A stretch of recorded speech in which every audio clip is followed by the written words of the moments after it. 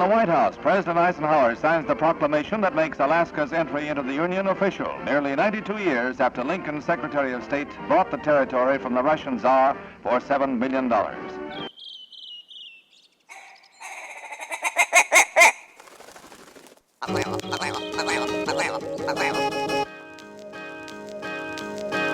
Alaska Wild Project podcast is brought to you by the following sponsors.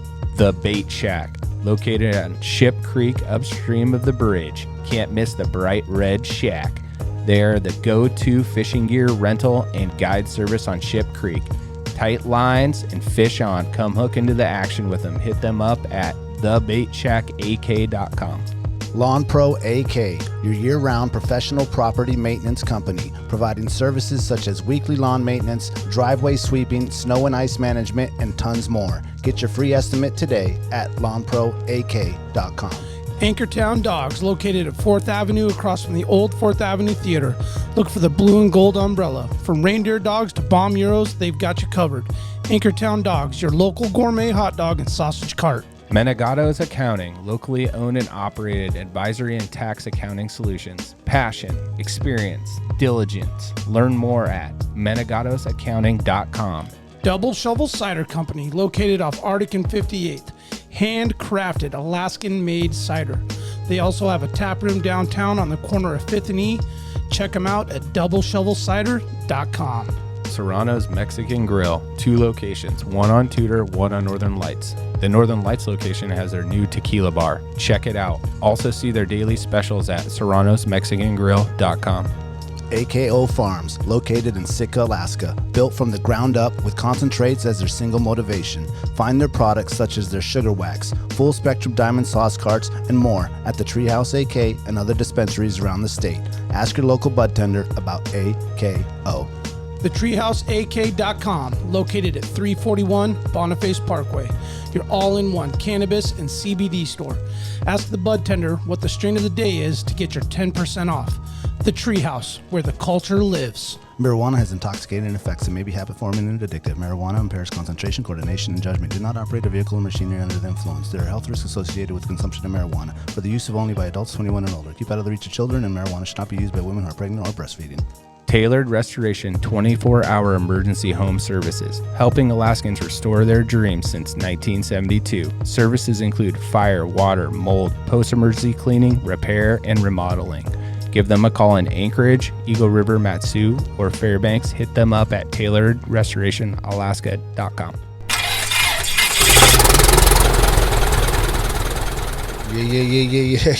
Yeah. Oh, there's one. Latecomer. Hey. Oh, there you go. There's two. That's the first call I've missed in a while. I opened mine too early. Get your game up. Yeah. Bootsy called for some H2O.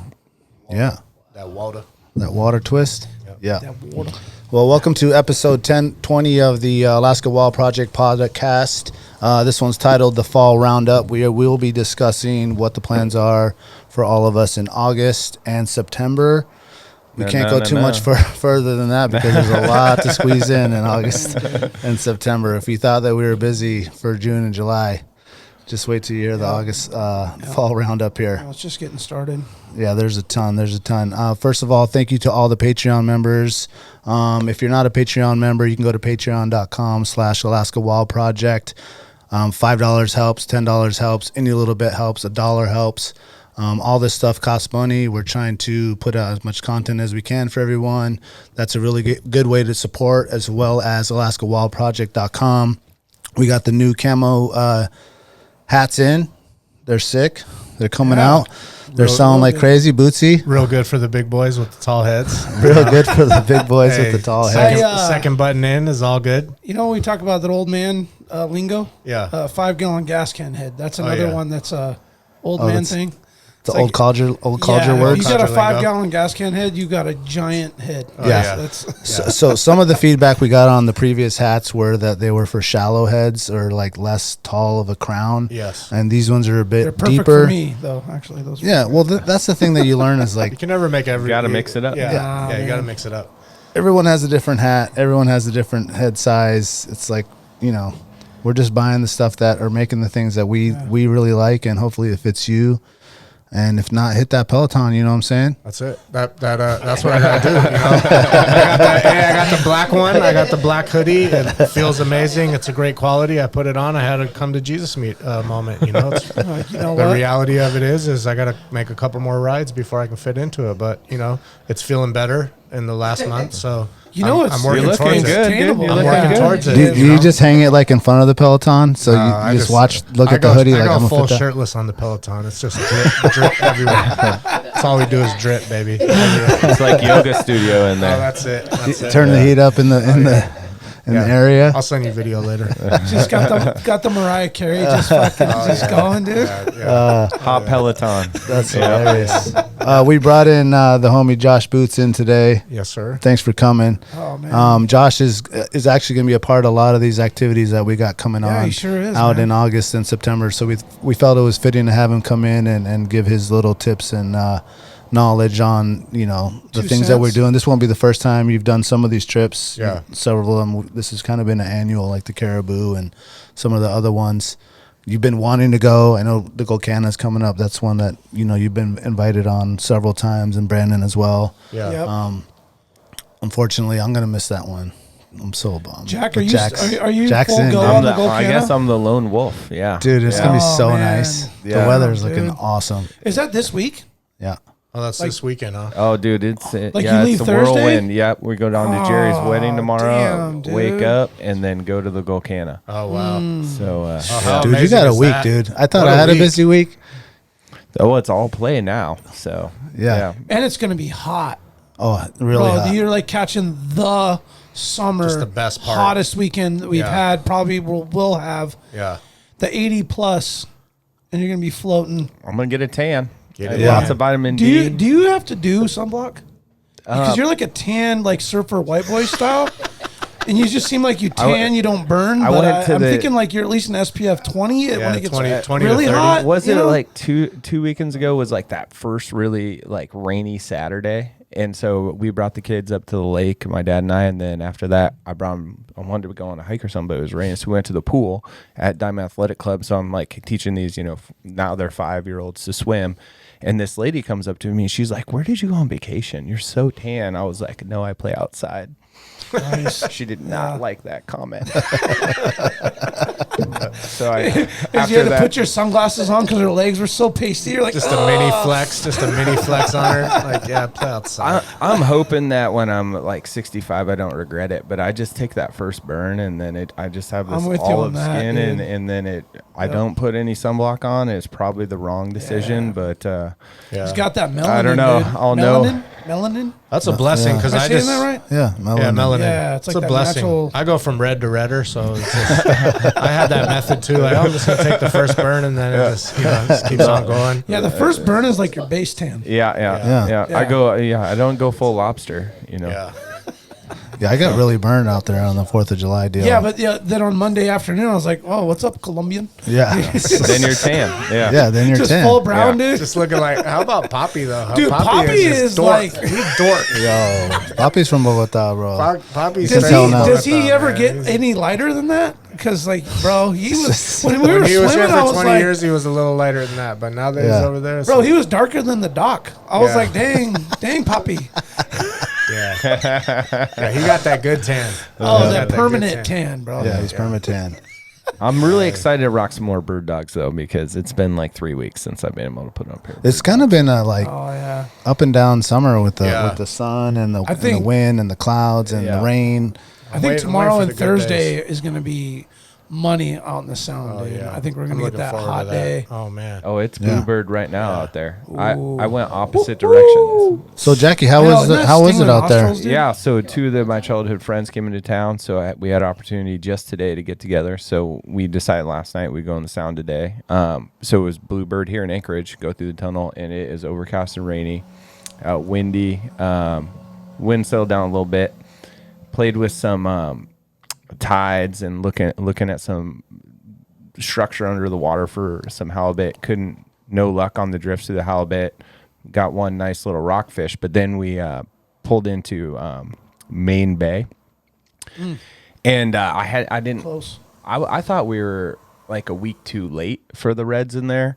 I've been there 4th of July before, but not the week after. And so we head in there. There's one other boat. They're just finishing up, and they're No like, nets? There's nets at the head of the bay, Yeah. but not inside it. And so we went to the head, or I guess it would be at the foot of the bay. Yeah. There was, Yeah. at the head of the bay, there was no nets. Hold on a second. What do you mean, like commercial nets? Yeah. Yeah, it's a big time commercial red fishery. Oh, Yeah. Do they It's a just have them hatchery. lined up with buoys? Yeah, with buoys. Yeah. Okay. And you just tend know them. not to go between them. Steer clear. You kind of drive and dodge. Drive and dodge. Okay. Yeah. That's about what it is. It's like Frogger Really? with your boat. Some and guys you're- even launch their dinghies and then go over their net in the ball, and just rip them out of there, full snag. Really? Yep. Get a full limb and then go back to your big boat and throw them in the cooler and go out for halibut. Wow. It's the shit. And it's pretty cool. I mean, it's weird though. It's like Well, if you're trying to go out with your buddies or whatever, you got to navigate. Yeah, you navigate through them. It's Yeah. always kind of interesting. Yeah. The other guys weren't comfortable driving the boat through it. before you share, were the mosquitoes like unreal? It was the little black ones. Like, I don't know if they're white socks that's what I or meant. whatever. Okay, so all I remember about Main Bay and the 2 times I went were the bugs, dude. It was like so unbearable. We got our fish, but it was pure misery Even out in the water? on the boat It can because be you're like close to that. shore, and so they don't have to fly far. And it's like, I mean, you can't. I mean, It you're just wasn't like that. constantly like, okay, It wasn't that okay, bad. It wasn't The that other bad. guys All right, used all right. bug spray. I didn't need it. Okay, but they were getting you. A little bit. Okay. But I mean, Still proves my it wasn't point. bluebird, so I had my, Oh, that I had that buffalo plaid wool shirt on. The bugs aren't getting through that, so it was just like kind yeah. of brush them away. You know with what's my a face. natural mosquito repellent? Coors Light. Sunburn. Oh, I needed some of that too. Did you guys get some fish though, or how Yeah, was the so fishing? we got up in the head of the bay. There's this other boat there. They're just pulling out, and I was like, man, I don't think I have any snagging hooks. And they, it ended up being Tom Walsh, a friend of our family's old boat, and so we were talking to the guys, and they threw us 4 snagging hooks. So we got after it, and I think 90 minutes later we limited out. So we pulled in 18 fresh reds. Six per person is the limit out there. So it was super awesome. And then jumped in the boat, got here. Right, those guys are filleting fish right now. Perfect. Oh, wow. Gave him the job. Gave him the job. And it was bluebird when we got to the harbor. I was like, we're going the wrong direction. I know that You know, stings we're- the nostrils. Yeah, dude. It's like, the sun just came out as soon as we pulled into the harbor. man. So tomorrow's the gonna be whole- gorgeous. So the whole ride back, you had the sun in your eyes. It just came out into our eyes. Yeah, Yeah. right over the top of the bay, right there. Yeah. Mhm. Oh man, that's when you know you're going the wrong way, when it's just blinding you for like 2 hours. Yeah, that's right. All the way into passage. Why are we leaving? It's like, no, turn around. Don't go. Go back. So you're going out there tomorrow, Brandon? Yeah. Josh and I are actually going out with Eric. Nice. Looking He's forward got to the it. he's got the new Yeah. Kingfisher, his second run out, Yeah. bro trip, Weekender. and, The weekender. full hooky move. on a Wednesday. Yep. Let's go. Yeah. What are you guys gonna do out there? We're gonna deep sea. We're gonna go halibut. We were I don't know. We were debating on exactly which area we wanted to go, and we talked about some areas where we could drift for lings. Yeah, 'cause lings yeah. are open. I mean, we've been dying to troll for kings. That's something we've never really pinpointed, but this is kind of a freezer fuller move. Me personally, I've gone through my 2 years worth of fish, and I'm about bone dry. You need to hammer it And down. you didn't get Yeah. any salmon, right? Nah. Yeah. So you got it. And I This haven't is important. harvested. Yeah, I mean, it is. I love my bottom fish, man. The rockfish and halibut, I'll eat. Personally, I'll eat that more than salmon. Yeah. Yeah. I'll eat the smoked salmon, but that bottom fish for me, the wife will throw a quick sear in butter and some asparagus, and you just have this clean, super simple, delicious, high protein. I mean, whitefish to me is just, it never really gets old, because you can cook it and prepare it so many different ways. Yeah. And tacos too. You know what I mean? There's just so many different things. But anyway, we're gonna go target halibut hard. That's Nice. probably what we'll do first, and then we'll be after rockfish. And I don't think we'll have time for kings, most likely. But Are you going open water then? semi, I think we might try seal as far as we'll go. especially if you got 3-foot rollers coming out of the Gulf. That's usually I don't pretty. know any of this. Yeah. I just go where the captain says. Sweet. You don't know the Niner on the 7th, 5th, and the 4th Oh, we're going to Next to the This tree? is a whole conversation that On a happened outside of my group with seals, text. 40 inches. Yeah, I just show up. How much you need for gas? And I got this and that. Yeah, we got a negative 0.7 It's its own. tide. It really is its own lingo. It is. Yeah. Like I don't know. I don't know. I don't know the names of Well, any in of the them. areas I'm talking about, everybody else goes, but I'm not going to say them. Yeah. It's just the code, and you don't do that. Yeah. Yeah, But there's like, if, over the course of time in the next year, if 200 people listen to this and they're Alaskans, Yeah. 50 of them are going to know exactly what I'm talking about or a general idea. Even this vague, super gray area conversation we're having, they're still going to be like, check well, been out there at least 20 times in my life. I know where some spots are. You know what I mean? So, Yeah. but anyway, we're going to go out. 'Cause Yeah. the weather's good. Yeah. And if you ever go out in the Sound, when it's flat and nice, that's when you go far. Oh Yeah. yeah. That's It's when you go amazing. Montague, Hitchenbrook, Just beautiful. and Yeah. you just go out. The Is that lighthouse. about the farthest people normally go? Is there like one more step? No, past there's that? there's another. What's that other one? The farthest. That thing's epic. You go out there and just like come back with a pile of barn doors and 50-inch ling, like Yeah. the whole trip. Look on the map behind Yeah, I you. forget Yeah, what no, Right behind you. Yeah, I see Montague. This And, is that AWP trivia part where It's not going to be on there. well, how much I farther? forget How much No. further is it? 15 miles? no, Oh, okay. no, bro. I want to say it's like 40. Oh, is it that It's- far? it's a- I've it's a never run, been there. bro. I know. But in You guys general, keep talking. I'm gonna find it. in general, that's like the last stop. What's the next? If yeah. you're the GS captain on the flattest day, that's where you're going. you go out there, and it's like 4 or 5 hour run, and you drop anchor, And you're then just you nailing limb on them. like Yeah. barn doors and lings, and then That's how you get your Instagram popping. oh man, if you go out there and I from my experience, it's Valdez boys that play out there the yeah. most. Well, that's a little closer to them, right? I mean, barely. That's No? like the trip you need another boat with you. You don't do that by Yeah, yourself. very good, very good Gotcha. point. Yeah. That's Because a you're two- open water, you're Okay. open ocean for 40 or whatever Anything amount of can miles, happen. further than I've goodness. ever been. Yeah. Eric always like toys with the idea and says it, and I'm just like, Yeah, I've heard him say it a couple I'm times. like, I'm and- down, but like, it's got to be guaranteed. Yeah. Like it's Yeah. Well, 2 it's- footers are like the highest seas.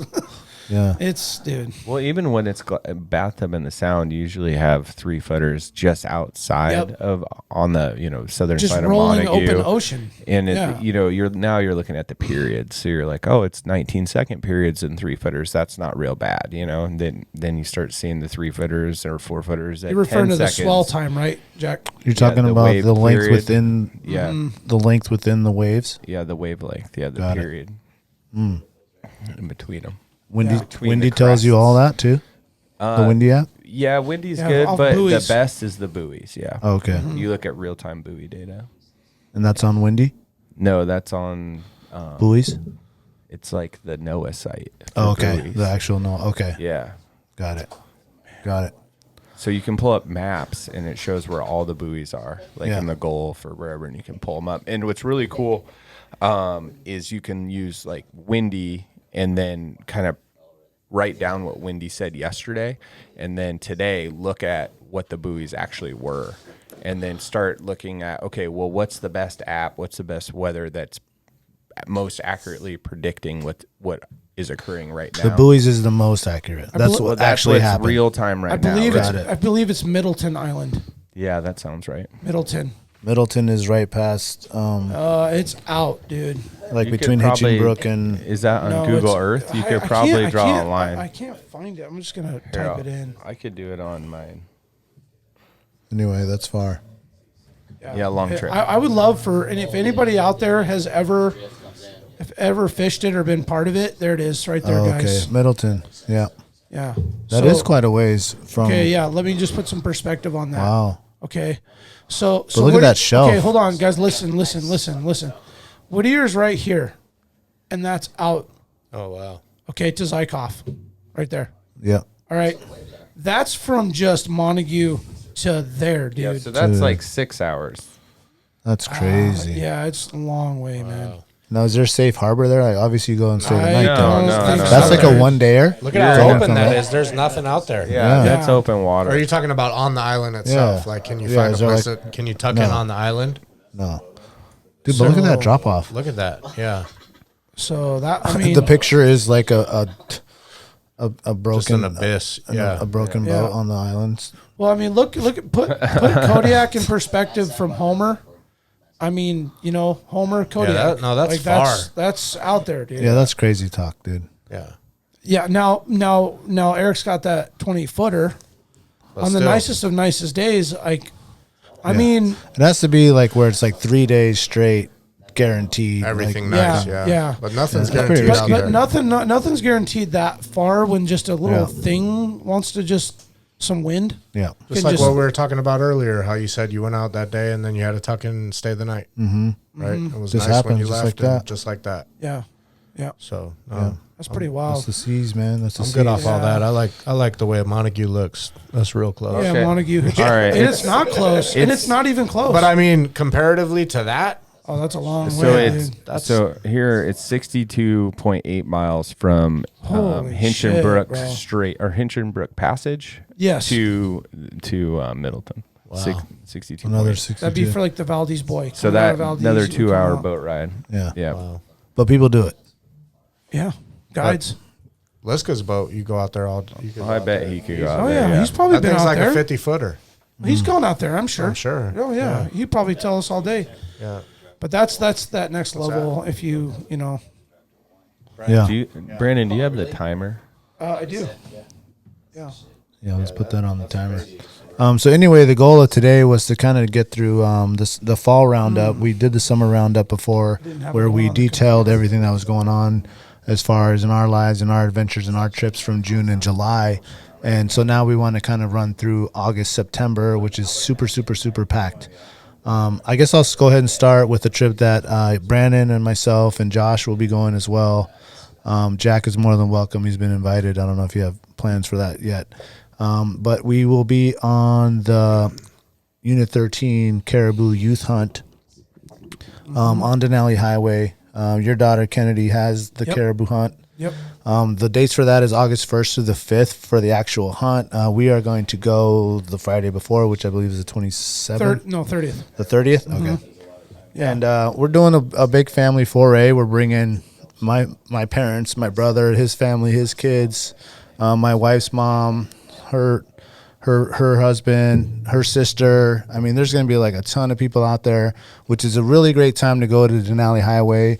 There's not a bunch of hunters out there right now, at least when we're going to go. They don't really start going until August 10th when that Tier 1 opens up.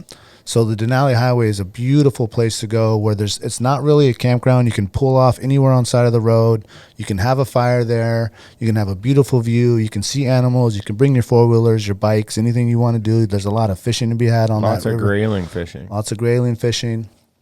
So our plan is to go and I think we're going to go by the Butte Creek.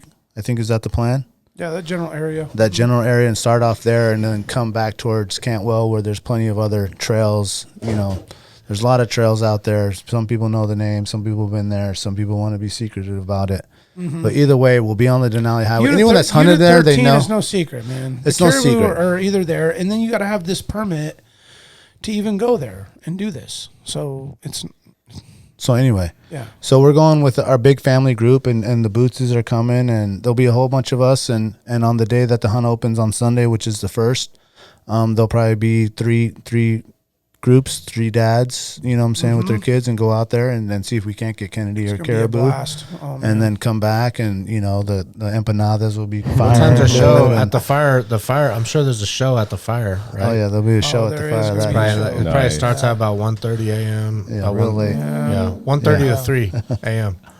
Yeah, Mile what 50? Mile 50. mile 50. Look for the big Pull up. bonfire. Just look for it. You Look can for smell the it. fire. No puede bailar. But yeah, there's a lot of fishing to be had in all those little creeks over there. There's a lot of good grayling.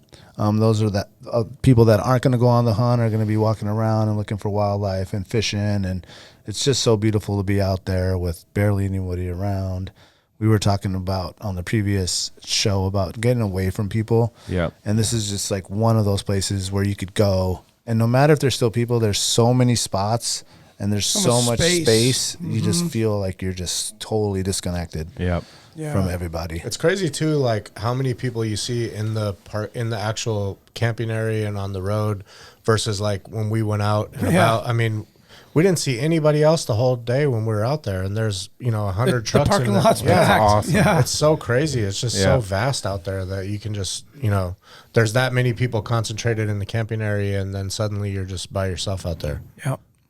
Yeah, it's a testament just to how big and open the space that we have in those areas. Yeah, it's really amazing. And Unit 13 is like the most popular hunting unit and area in all of Alaska because there's so much good access, whether it be via ATV, very popular, boat, airplane, hiking, non-motorized, Rafting, biking. bicycle. Speaking of biking, guys, I dug up that old photo. Josh, you remember when we went with Felipe years ago? Yep. I got it right here, guys. The bicycle hunter. This guy, he was a teacher or admin like dude at high school, man. I can't remember exactly. That made me sad that day. Look. Oh, here's the bike. There he is, right Nice. there. There it is. Wow. This That's a dude. sweet homemade setup. Yeah. So he had that trailer custom made. You see the shock in the middle and the whole nine, that's man. awesome.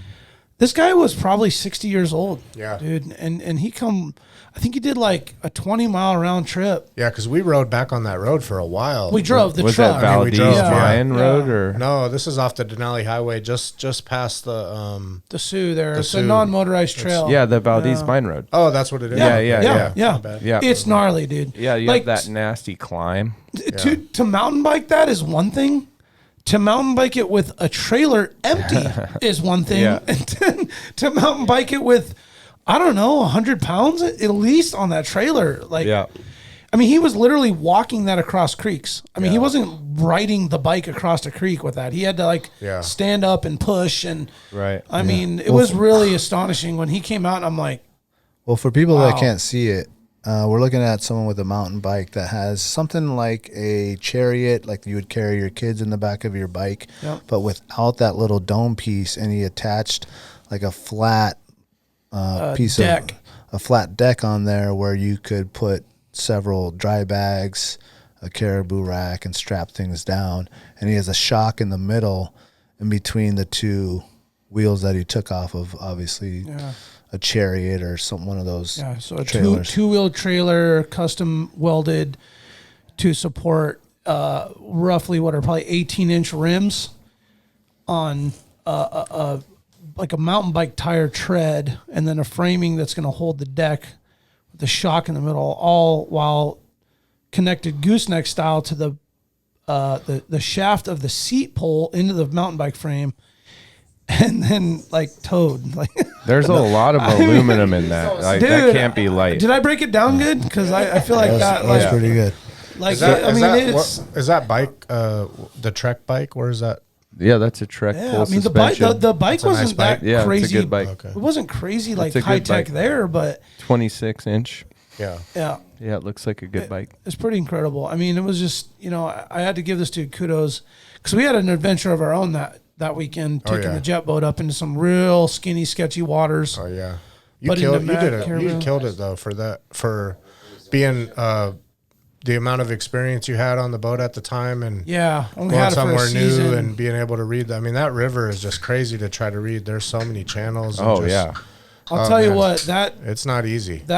trail right there, man, you grow some hair in your nuts, dude. Yeah. It was a little bit on the The white knuckle. like you side. guys were chilling on the bow and hey, having a good old time. Yeah, Meanwhile, no, you were I'm in the you were back. in I it. was Yeah, you super were in dialed. it. It No, was. You were in it. Yeah, it was. But when we got up that when we made a left and went up the McLaren. yeah, Oh man, that was when you really found your own. You were really just nailing that that. was fun. That was fun. yeah. Like Well, that was more- easier than the than the big water. The big water is very hard to read because it all looks navigate. good and yeah, it was airboat territory. I want to yeah. see your magic someday in that thing. It would Oh, be you It guys was too. awesome. It's fun. It was fun. Yeah. He opened me up to. I've never been on jet boats like that, and then riding with him and seeing what you can do in this much, 2-3 inches of Yeah. water. It's just Amazing. unbelievable. Yeah. It really is. It can be fun. It's very can be fun. Yeah, Yeah, it's just got to be right though. that was an I mean, epic trip though, man. We had fun. The whole time I'm just like, well, at least I got 4 guys in case this thing hits a dry we'll sandbar.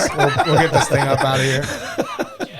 Felt good about that part. It's cool to see this bike picture because, I mean, look at it. Well, one is like this dude, he got after it. If he's 60 pulling this like aluminum trailer, that's got to be so heavy. And so much labor. I think it was 2 years ago off the Gideon Saunders and I went up and tried. We were like, with the kid trailer. Yeah, we did the chariots, the super light ones. And we were like, oh, well, we're going to bow hunt and no one's going to bike in as far as us, getting cocky. Yeah. And it's like tons of people bike hunt. Yeah. It is nuts. Unlike where you were talking about earlier, you see people all the time on the bike. Yeah. So for him to get in there, he must have gone and get one, especially a giant one like that. He must have gone way in there. He went deep, dude. He was probably a beast. Because we drove far back there. We drove pretty far. And he was way further than we drove. Right. Yeah. Yeah. So he was close to the mine. Yeah, you have to go up that monster. Yeah, we grade. drove all the way back to the mine, right? And we didn't even know what it was. Not that far. We were pretty close to that. Yeah, but that steep hill is where we stopped. Yeah. Okay. Yeah. That one killed me, man. I know what it is brutal. though. If you look at his water bottle real close, that's not water in That's there. that juice. That's not water. It's that water. That is not juice. That's that water. Superhuman juice. So I did drop That's that green tea. I dropped my Inreach on that hill 2 years ago, and I watched it come back off the Denali Highway, and I was like texting it, hey, this is Jack, Jack, here's my phone number, call me, this is my Inreach. And it got to Talkeetna, or not Talkeetna, Cantwell, and it went to that gas station. I could zoom into it, and I was already in maybe Wasilla by this time, and we had some other friends that were a little bit behind me, so I called them, and they were in Cantwell too. So I was like, go to this gas station and ask everyone you have the Inreach, and they had just left. So I'm following the Inreach. I'm like, okay, well, maybe they didn't turn it on or didn't see I texted it or whatever, and I'll just see where they live, and then look them up and call them somehow and say, hey, did you find this, and give them some cash. Then it died at Talkeetna, and I've never found this Inreach. So They never called you. They or never nothing? they never plugged called it in. They can never use it. And they never called me. So if anyone listening to this podcast has my Someone's got that Inreach, Inreach, man. yeah, hook me up. I got some money for you. Got traded for 20. Yeah. Anyway, it's a bummer. Damn, it must have died like right around Talkeetna. Wow. That sucks. It's wild. What do we got here? The picture we went up to McLaren? Yeah. Oh, yeah, with the caribou there. That's a nice one. That was a caribou, wasn't it? That was nice. There was a couple that day. That was a good hunt, though. That was a fun camp. No, I mean, it's all good, man. Where's PJ? PJ's taking the picture, huh? PJ. Yeah, I think PJ's taking the photo. Yeah, he must have, huh? Yeah. It was a fun trip, man, but that's the first rack I ever got. The first, like Big bull. Yeah. big bull. Nice. Remember all the caribou we saw crossing the river? Huh? Yeah. Yeah, that was definitely a fun trip that I would like to do again. Yeah, the caribou crossing the river was pretty. That one big monster one, though. Yeah, dude. Oh my gosh, that thing was across the river was pretty sick. We weren't able to get to it in time. Yeah. Well, anyway, Unit 13's massive. Yeah. There's so Yeah, much we were talking grounds. The about Denali that. Highway is so huge, and it's one of those trips where if we don't see them in the first little drainage, we go up. We're gonna go to the next one. If we don't see them there, you go to the next one, and you just go all the way. If you have to go to Paxson, you go. Because you have that limited time to go get the caribou for your daughter, and we'll keep it moving. And you can call the caribou hotline.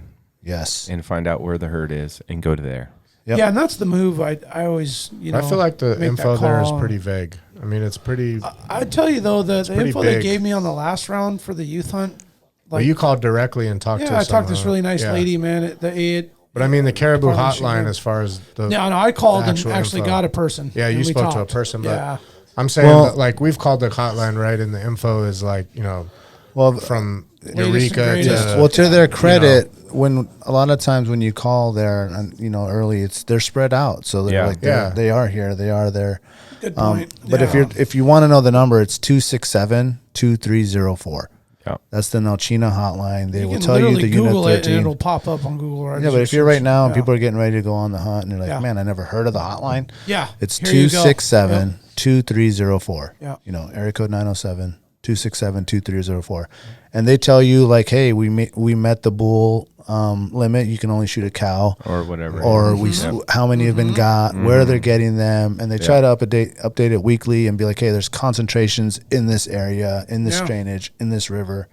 And they try to be as honest as possible. And a lot of times it's just there's probably so much they're all over. Well, yeah, that's the thing. If anything, it still gives you because they are so spread out, it still gives you a general idea of like, hey, there's we saw a concentration of them here or over here. So and in general, as the youth hunt starts, it's a bull tag. Yeah. And then they'll tell you, hey, before you go afield, by the way, you can get any caribou now. Yeah. So they'll kind of let you know a couple days in advance, a week in advance, so you'll actually get a report. Oh, so originally it's for a bull. It's a bull. For the youth. Mm-hmm. And then it'll go any caribou. So I'll let you know when you go afield, because you're technically the first caribou hunters afield in the state. As you go August 1, which is the first true available caribou hunt statewide. Mm-hmm. So they'll give you hey, you can go, and that's what they did on Kennedy's. It was any caribou. Yeah. And as you guys know, the first day we could have killed a caribou. You know what I mean? But we were trying to get her a bull and get her something mature if we could, and getting her on some good shots for a 10-year-old who had never killed anything was, awesome. Making sure it was set up and comfortable and good. And before we moved on our roundup, I wanted to, emphasize very, very importantly, something that's important to me is the opportunity that the youth hunt gives our kids to get out on a hunt at a young age and early. And I encourage all parents who are hunters or who are thinking about hunting to put your kids in for this permit. And me saying this right now actually lessens my odds when more kids put in for this permit. But I'm totally cool with that. Yeah. Because I feel like every opportunity where you get a kid involved in hunting, it's cliche. They say, oh, kids are the first conservationists. It's actually true. The earlier you teach them and they learn about what it's all about, that's one more kid that understands and appreciates and respects what the hunting opportunity and the resource is. Yeah. And that's one more kid that's going to teach his friends or someone. So when they say that, it's true.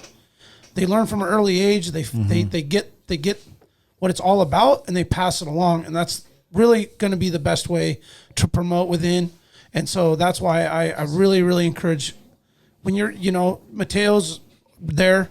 Mm-hmm. This is coming here. The twins are going to be there at the same time. I mean, there's this huge stretch of time, and these tags are limited for these kids. But man, you put in hard and heavy. You got multiple kids. Somebody's going to get a permit, right? And you're going to go have a memory, and you're going to have the time of their life. And it's go get it, go for it. And it's limited. I mean, how many are there? 20 permits? Yeah, for youth. Oh no, what is that? It 50? No, it's a couple hundred. Is it really a couple hundred or 200 or whatever? But even still, when we went last time, I mean, you don't see, and it's such a big area that a lot of people can be going to Eureka or going to the Camo or Paxton side, and so you didn't see a lot of people. And it's tough to commit because if you're a hunter, you got your caribou hunt or your sheep hunt and your moose hunt and your deer hunt later, and it's hard to budget and schedule with time off and PTO if you have it, and it's a tough management if you're a hardcore hunter to really do all of it. And so when your kid gets a tag, it's like, oh man, you should really take advantage of it. And, that's why you put in for it. I mean, I'm just saying, I think there's just a short window there that it's tough for a parent to fit that in with all the, not to mention you got to start prepping for it at the end of July when you're still putting reds in your freezer. Yeah. So it's, you know what I mean? It's just but it's probably the best way to create that connection for a child or a family of like going out and getting your own meat and bringing it to your house. Because a lot of times, sure, my dad hunts and he goes and he brings the meat. Yeah. Versus I went with my dad and I got the meat and I brought it back for everyone. Yeah. And it just emboldens that connection to the wilderness and to the wild and to the food that we're eating by bringing your child on there. And I promise you, any hunters that like are thinking this is going to take away from my moose hunt or this is going to take away from my hunt that I do, man. Like you will gain so much more by just going out there with your kid and doing that. Or even like I gained so much just bringing my son on his daughter's hunt, whereas now my son wants to do it. And so and bringing as many other kids and families involved, it just creates that like that passion or that want for them to actually want to do it themselves whenever they become of age. Yep.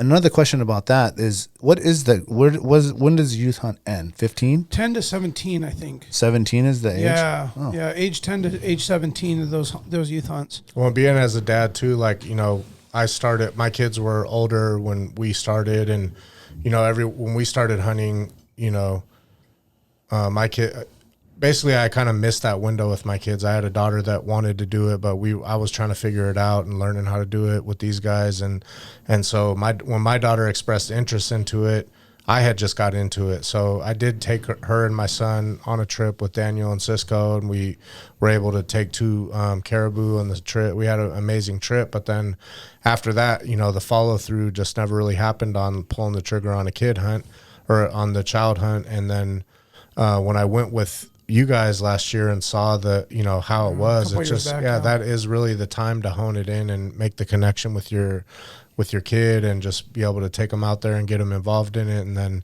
that's going to, you know, generate their passion for it, hopefully moving forward. So, yeah. And one of the more beautiful things about the youth hunt is that they give you those dates before the madness begins. Because anyone that's hunted Unit 13, they're like, there's no way I want to bring my kid out there sometimes because it's so many people.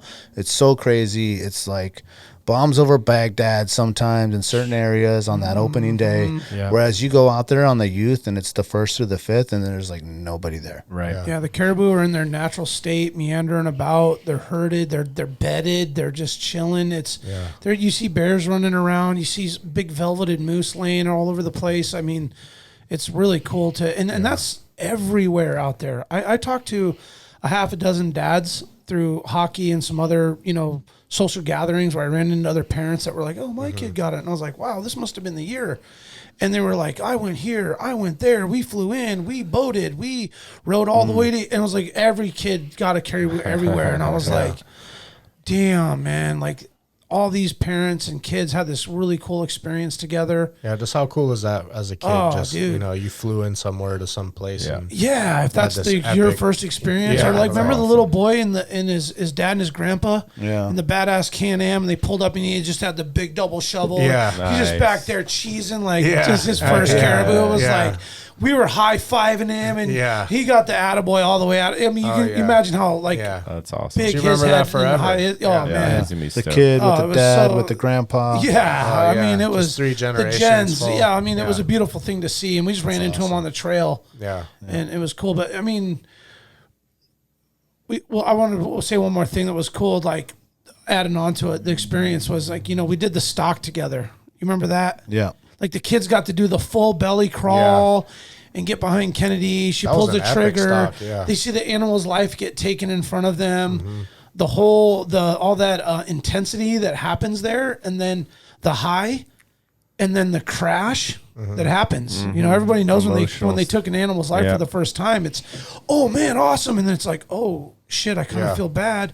But then I'm like, you're gonna take that meat and put it in a bag, and you're gonna take it home, you're gonna eat it, and then. So it's kind of cool to see that all set in, and then watch all those kids just entrenched in it. Like it didn't phase them in a way that made them emotional or sad. Yeah. They were just like, let's get going. They were cool. The smell, the blood, everything. Yeah. I mean, it was. You know what we should do? The experience was amazing for everybody. Yes. Sorry to interrupt. No, it's fine. But if we get one. You know, we should when we get it back and you have that meat, you should put her name on those. Oh yeah, on those bags of meat and all that stuff, because I know you share a lot. And then let's say we get some like, oh look, we're gonna eat Kennedy's. Yeah, that's for spaghetti tonight. We're having Kennedy's thing. It's just it just kind of like brings in that community feel. Yeah, totally. Oh, totally. That's a good idea. If there ever was like a village hunt, man, that's the one. Yeah, dude. That's like the whole crew gets together and we're just gonna go, execute and go do that thing. So do you see a connection between, Kennedy's view on, she killed this animal and then how she views like waste, because you're connected to like where your food comes from. So does it affect like how they leave their plates? Does that make sense? It does. She's almost 13 and she's like 5'6" and has size 8 foot. So she eats every plate full. So I can't say for sure. I would say though that the appreciation for when there's a piece of meat on the plate, she says, "Hey Dad, what is this? Is this the sheep? Is this the bison or the whatever?" She asks because she can tell. And I appreciate her saying that. And this is good. You know, she eats it. I mean, it's always. And then when we have her caribou, she's always just a little extra proud about it. So. You ever see that show Portlandia? Oh yeah. Yeah. So there's that one episode where the folks they're asking about like where the chicken came from at dinner, and then they want to go out to the farm and meet the chicken. Yes, They're asking how good they're at life, and like you're talking to people about this, like people that don't hunt, and they're like, "This is crazy," you know. And then I'm like, is it though? Like, I want to know where my food came from. And I think it's kind of cool that they're trying to figure out where their food come from. We're just lucky and we go take our food. Yeah, that's true. We're very lucky. I mean, now with the greens and local greens, and you got, where the greens are coming from, where the salmon's coming from, where the shrimp's coming from, where the meat's coming from. Halibut, I mean, the potatoes, like we're just in a prime. I mean, on average, place, if you can eat like 3 of 7 days a week, naturally from the soil you live on, and the waters that you fish from. Oh, how lucky are you there? Yeah, I mean, let's just say right now, mark our words, like love it for what it is right now, because in our lifetime we don't know how this is going to be, and we can only hope, and we'll do our best to preserve and value the resource with our kids and generations so we can all enjoy it. But we are very blessed right now to have that Conservation and opportunity. sustainability. Yeah. It's true, man. It's true. It's kind of corny, but it's true. So I have some youth hunt statistics. So this would be statistics from the previous draw year, which would be the 1920. And so there was, for that area, YC 495, there was 2,772 applicants, 200 permits. So 7% of people drew it. So you caught lightning in a bottle, Brando. Twice. 2 times that kid. Yeah. It's just being persistent. Well, you just think like when my 2 kids are old enough, and your 2 are old enough, and you're 2 old enough, and there's like 8-10 chances there to put in, and it's such a fun trip to go. It is cool. Somebody gets it, and everybody goes. It's a family affair. You just make it a thing. There's 4 motorhomes full of people, and I mean, why not? That's awesome. Yeah, it's the perfect time to do it. There's lots to do. Yeah. So moving forward, as far as August goes, that's obviously the first thing that I got going on in August. Jack, what do you got right away? So Jake and I are looking at maybe doing the deer opener out in the Sound. So that would be probably like a bag of peak, and then come down with our bows. I kind of like that idea a lot. Yeah. So that's what I'm looking at doing at the moment. We'll see how the weather goes. When does that start? So August 1st is deer season opens. Okay. So that's buck only at that time. And I've never hunted that early for deer, so it sounds pretty cool. Yeah. But I mean, I'm a bathtub water type guy for the Sound, so we'll see how weather looks. Fair weather fishing. I like that bathtub water type guy. Yeah. That's how I'll be too. Yeah. I'm There's very nothing wrong with that, Jack. Yeah. There's nothing wrong with that. I had this one experience once down in Sitka, and after that. Oh, the old trip, huh? Oh, the old trip. Have you guys got into that yet? No, we haven't got. Save it for a rainy day. Someday. We'll save it for when the Patreons get to 200. There you go. Yeah, there you go. Yeah, when the Patreons get to 200, we'll release this. If I could help push anything, that is an amazing story that you will definitely want to hear. So don't be scared to be a Patreon. Yeah, that one there is. Yeah, that one's behind the scenes. Can you send me a link so I can sign up after this? Definitely some lessons learned. Oh, man. I think it'd be really cool, that story with like some of the other characters or call them while you call them. Yeah. Like, what was your perspective of this? All of them would be cool. Like, because I'm sure at this time people had enough time to reflect on it all and be like, man, that was actually really crazy. Yeah.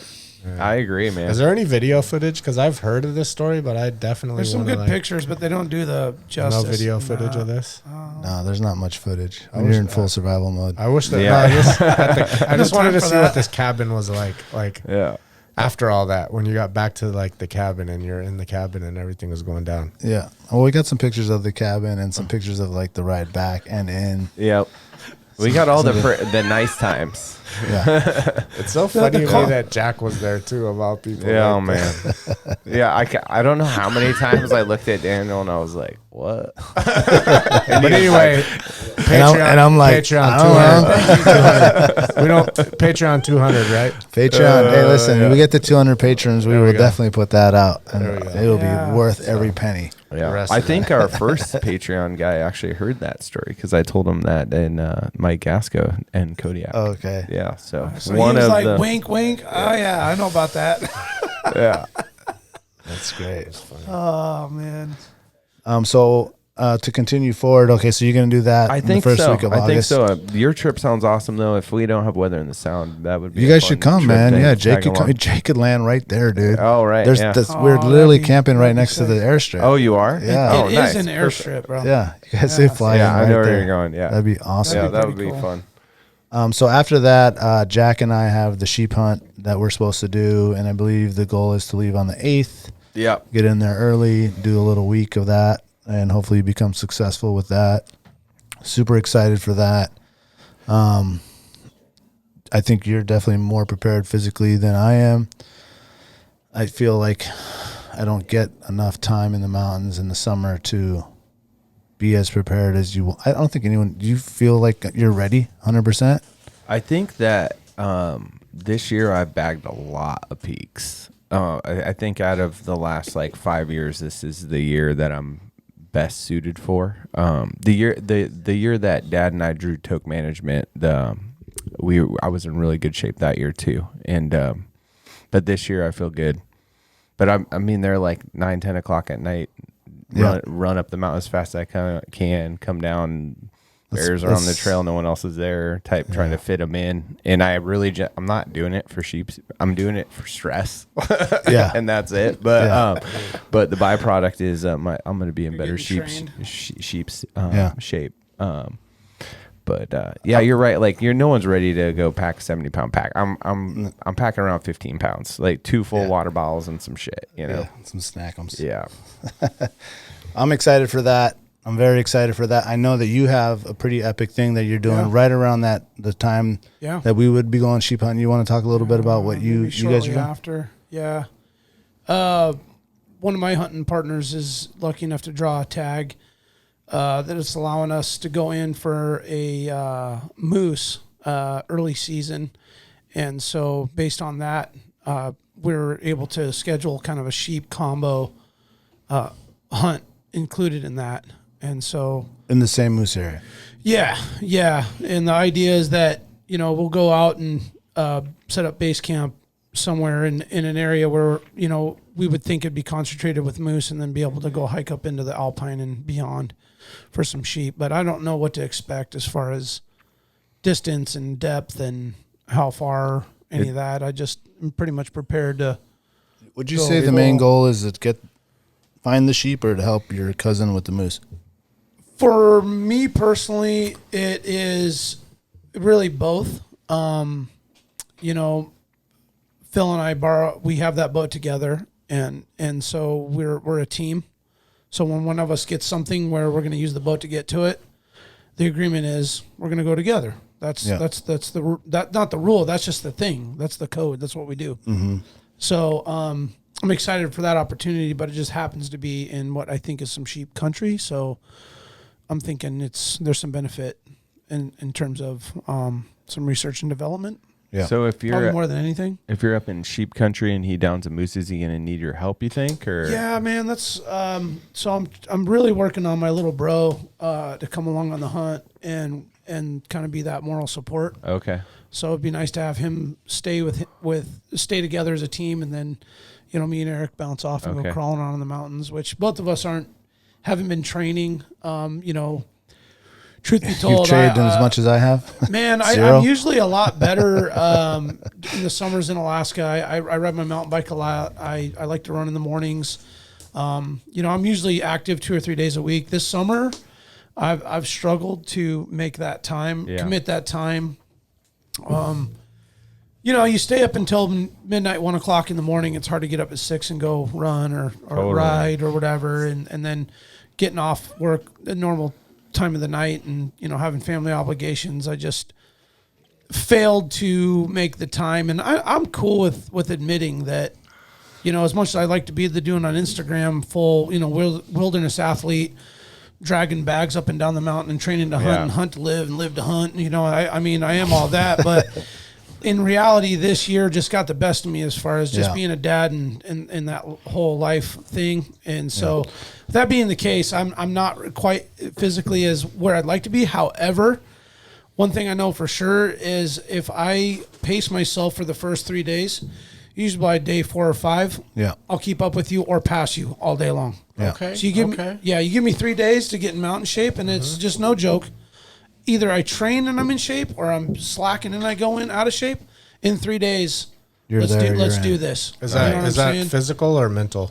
I think it's more physical. I think it's more like wearing your tendons and your ligaments and you know, muscle burn, and you get some cramping, and you kind of get all that shit out of your system. Well, it's mental too. Yeah. What part of this is a physical ability? Physical, and is, then what part is a mental perseverance and just determined to succeed? Yeah, physical is like that first day. Yeah. Where you're just like full body breakdown, tissue tearing, like 4 ibuprofens, edible, like crawl up in your mummy bag and just, you know, you're just. You get that from the treehouse? Where else? I'm just asking.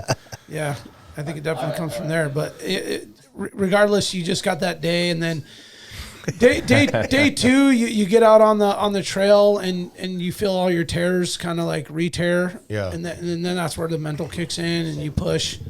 And then day 3 is a little bit of like, oh, I kind of feel better, and I could push, but I shouldn't push. So you kind of pace, and then 4 and 5, you're like, okay, we got to go up and over and up and over. Like, okay, let's do it. Let's do it. I got it. Or you got to pack something out or whatever. I mean, that's just me personally. Yeah. Daniel, I've hunted with you. You're going with Jack. I have no doubt in my mind in the first 3 days, you'll be good too. Yep. You know, you just got to break in. I think for me, it's more mental than physical. Mm-hmm. I have physical elements. I have a knee that's not good. I have another knee that's bothering me. I'm not in the best. I feel I'm in decent shape. I'm not in like great shape. I haven't been, you know. You're pushing around those carts. I'm working on. I'm on my feet all day. All day. You're good. But I feel like my mental state of when it's like, all right, it's time to go. Yeah. Like we're going. Like you're not going to hear me complaining. You're not going to hear me whining. I might be about 10 steps behind you, but I'm right behind you. Yeah. Like we're going to get there. Oh, yeah. I'll be up. I'll be ready to go. And I just mentally just decide that nothing's going to stop me from going as far as we need to go to get this. Yeah. And a lot of times I've had to be the positive person in a situation where like one dude's like, oh man, let's just chill here today. For a little bit, yeah. I'm like, dude, they're not here. We got to go. Like, we got to do it. Yep. Like, got a it little just bit becomes more in this the thing tank. where it's like you just have to do it, you know, or you might as well just stay home. Yeah. Those sound like a lot of qualities you learn in youth sports. Mm-hmm. Yeah. You know, how to great persevere, point. how to push through, how to go when you think you can't. All those mind over practices. matter. Yeah. I mean, you learn a lot of those traits as a kid playing sports, you know.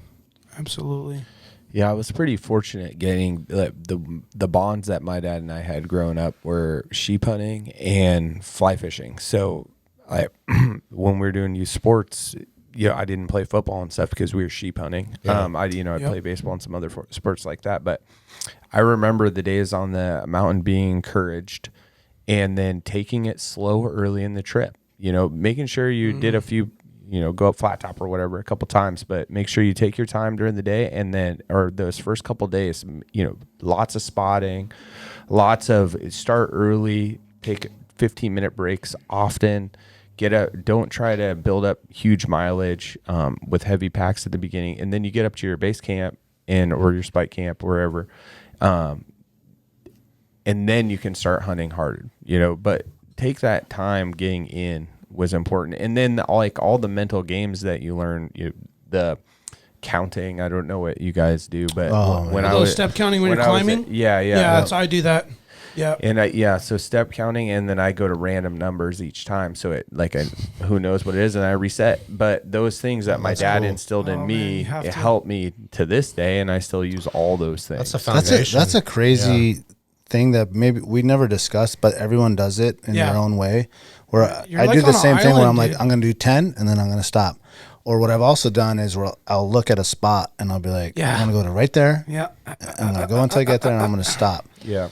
If that's more than 10, then I'm going to do 10 and then I'm going to go there and then I'm going to do 10. But it's crazy. Like when you get on those pools, dude, and you're just like, there's no turning back. Yep. There's no laying down.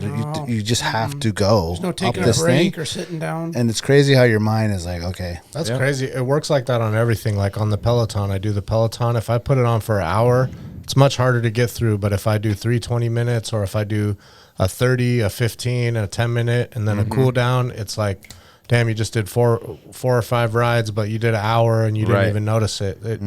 It just chops it up. So if you have that mental breakdown, it's amazing what you could versus just the full actually go push to through. the end. Yeah. It's daunting. It's like, It's last just 15 minutes are the longest 15 minutes of your life. Yeah, but you could sit there 4 times and do 4 20-minute sessions like no problem, you know? Yeah. Or, you know, that's, I never knew that the step counting was a technique for, it makes sense though. Like, I'm going to go to 964 steps. Or and little steps are super important too. So it's like taking 1-inch steps. It counts as a step. So if I'm going to 61 steps this time, I can only move 6 feet if I want. Right. You know, I'm just taking a step. Right. And I think that really gets you in this different mental game, and not to stick to the same thing for me. Like I change it. Oh, you do? Every time. Like every time I start going, it's a new number. Yeah. Oh, So that's cool. I haven't you tried that talk to one. yourself and you tell Well, yourself you were a story telling or me whatever. on one of our sheep hunts, you did where you do the time stopped. Right. So you go, and you only gave yourself 30 seconds of rest, Yes. and then you go, and then 30 seconds. Yeah, so I'd like the do opposite. 2 minutes, like, and then 30 minutes was like, if you just got to that 30 minutes was the biggest relief ever. You know, drink your water and then like 2 minutes. But man, I can gain though when you're doing that, like just nonstop. Like you said, you might do 70 steps to do 10 feet. Yep. But you go, you know. Yep, you're just always moving Just then. moving, and then all of a sudden you get up there, and it's like, oh my God, thank God I'm here. And it goes back to the old thing in life where you're not actually failing until you quit. So even if you're making small steps towards progress. It's progress. Yeah. Yes. You're making progress. It doesn't have to be the biggest step. You don't have to jump into the best position.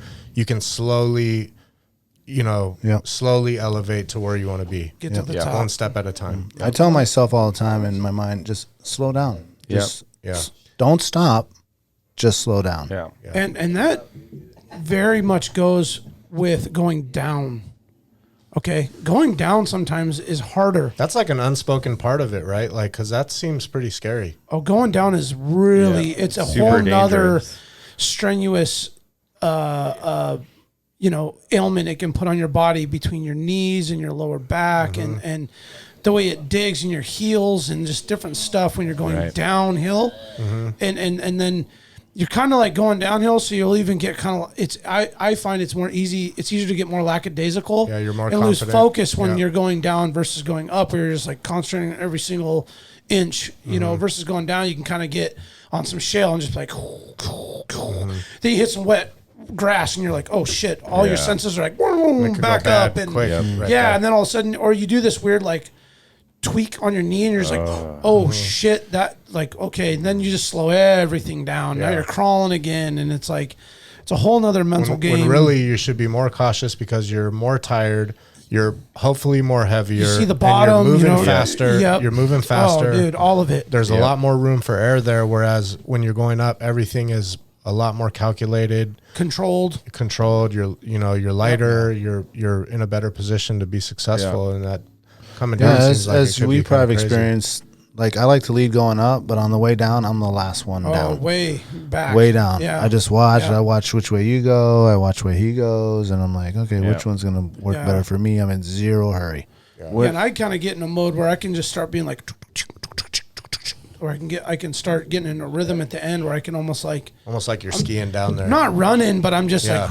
like, just cruising. Yeah. And then I'm like, but all it takes is this one little pocket to like hyperextend your knee a Right. little. And you're just like, oh shit, like back it up, dude. But Like, it kind of gets fun in that shale stuff too. yeah, dude. yeah. oh, the shale's great. Kind where of you're just- almost Skiing like down. ski down it Yeah. type of thing, and It's you're awesome. it's almost like a relief after. Oh Yeah. my God. I haven't been, but I can Cushion. imagine it. Oh, Yeah. if anybody, and I'm sure any listener, you've ever carried a big heavy pack and you're going down on shale, it's it's like heaven on it earth. just takes a breath for however much long you have to do that, where you just feel so good, and just it gives and gives and gives, and all that pressure comes off your body and goes into those rocks. Like, that's right. It's so beautiful. I always found that when you're going up, you always have to use your muscle groups. You're using them appropriately, usually, like I guess like the appropriate lifting technique or whatever you would be doing. But when you're going down, it's easy to not use your glutes and your hammies like you're supposed to. And you would just watch people go down flat top. And the way that they come so heavy forward, it's all on their knees. They're using their knees. Shin splints. Like, just so trashing your legs, dude. When you have heavy backpacks, to like actually squat down and stick your ass out and let your glutes and your hammies take that load. And absorb.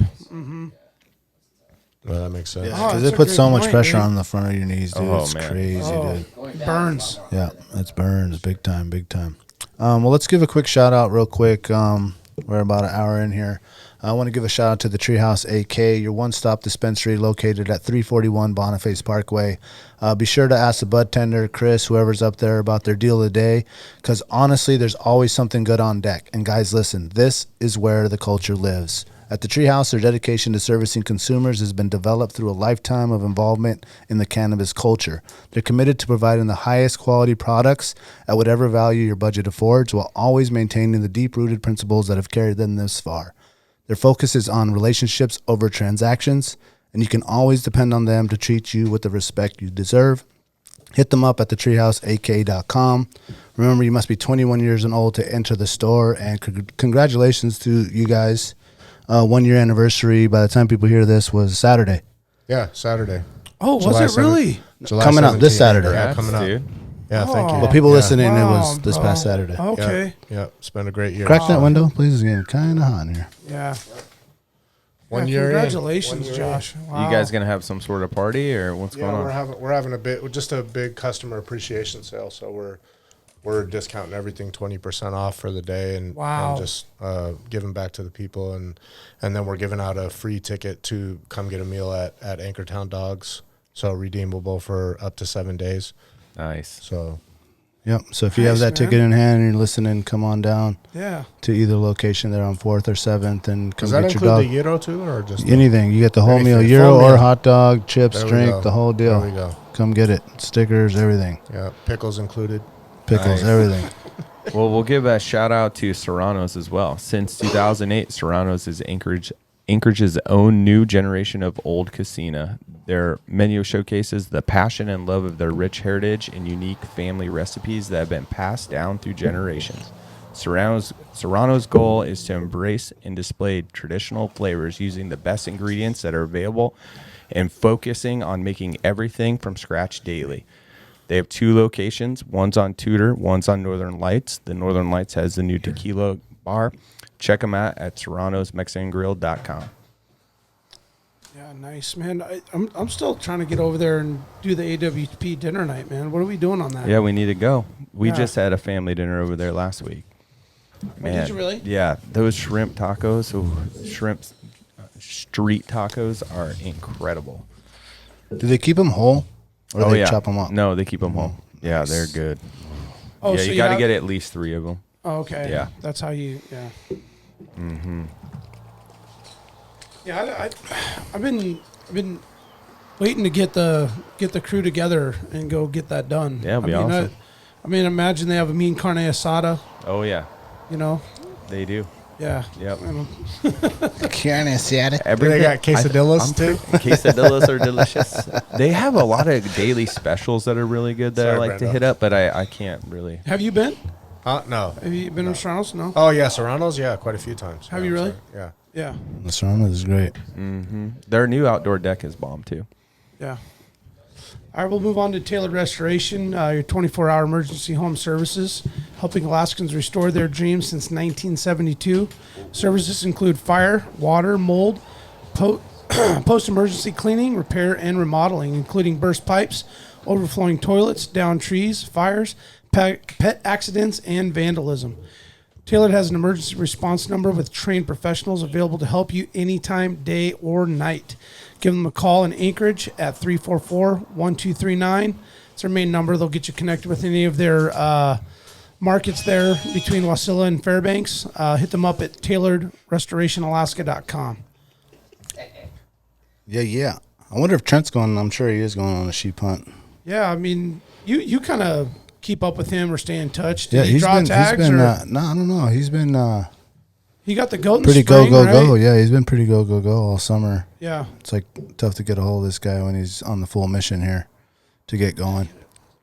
But moving on with the month, we pretty much did the moose hunt. I mean, not the moose hunt, but yeah, your moose hunt, and then the sheep hunt, which is in the middle of August, and then That's all the early season stuff. Yeah, the early season, which really starts August 10th. That's when the sheep hunt opens. Yep. That's when some of these moose tags open, depending on where you're at. Is that when that one opens, the 10th? The one you guys are going on? It is. It's a standard harvest ticket season, Okay. So it's the 10th. Yeah. So it is the 10th. Okay. Yeah. Nice.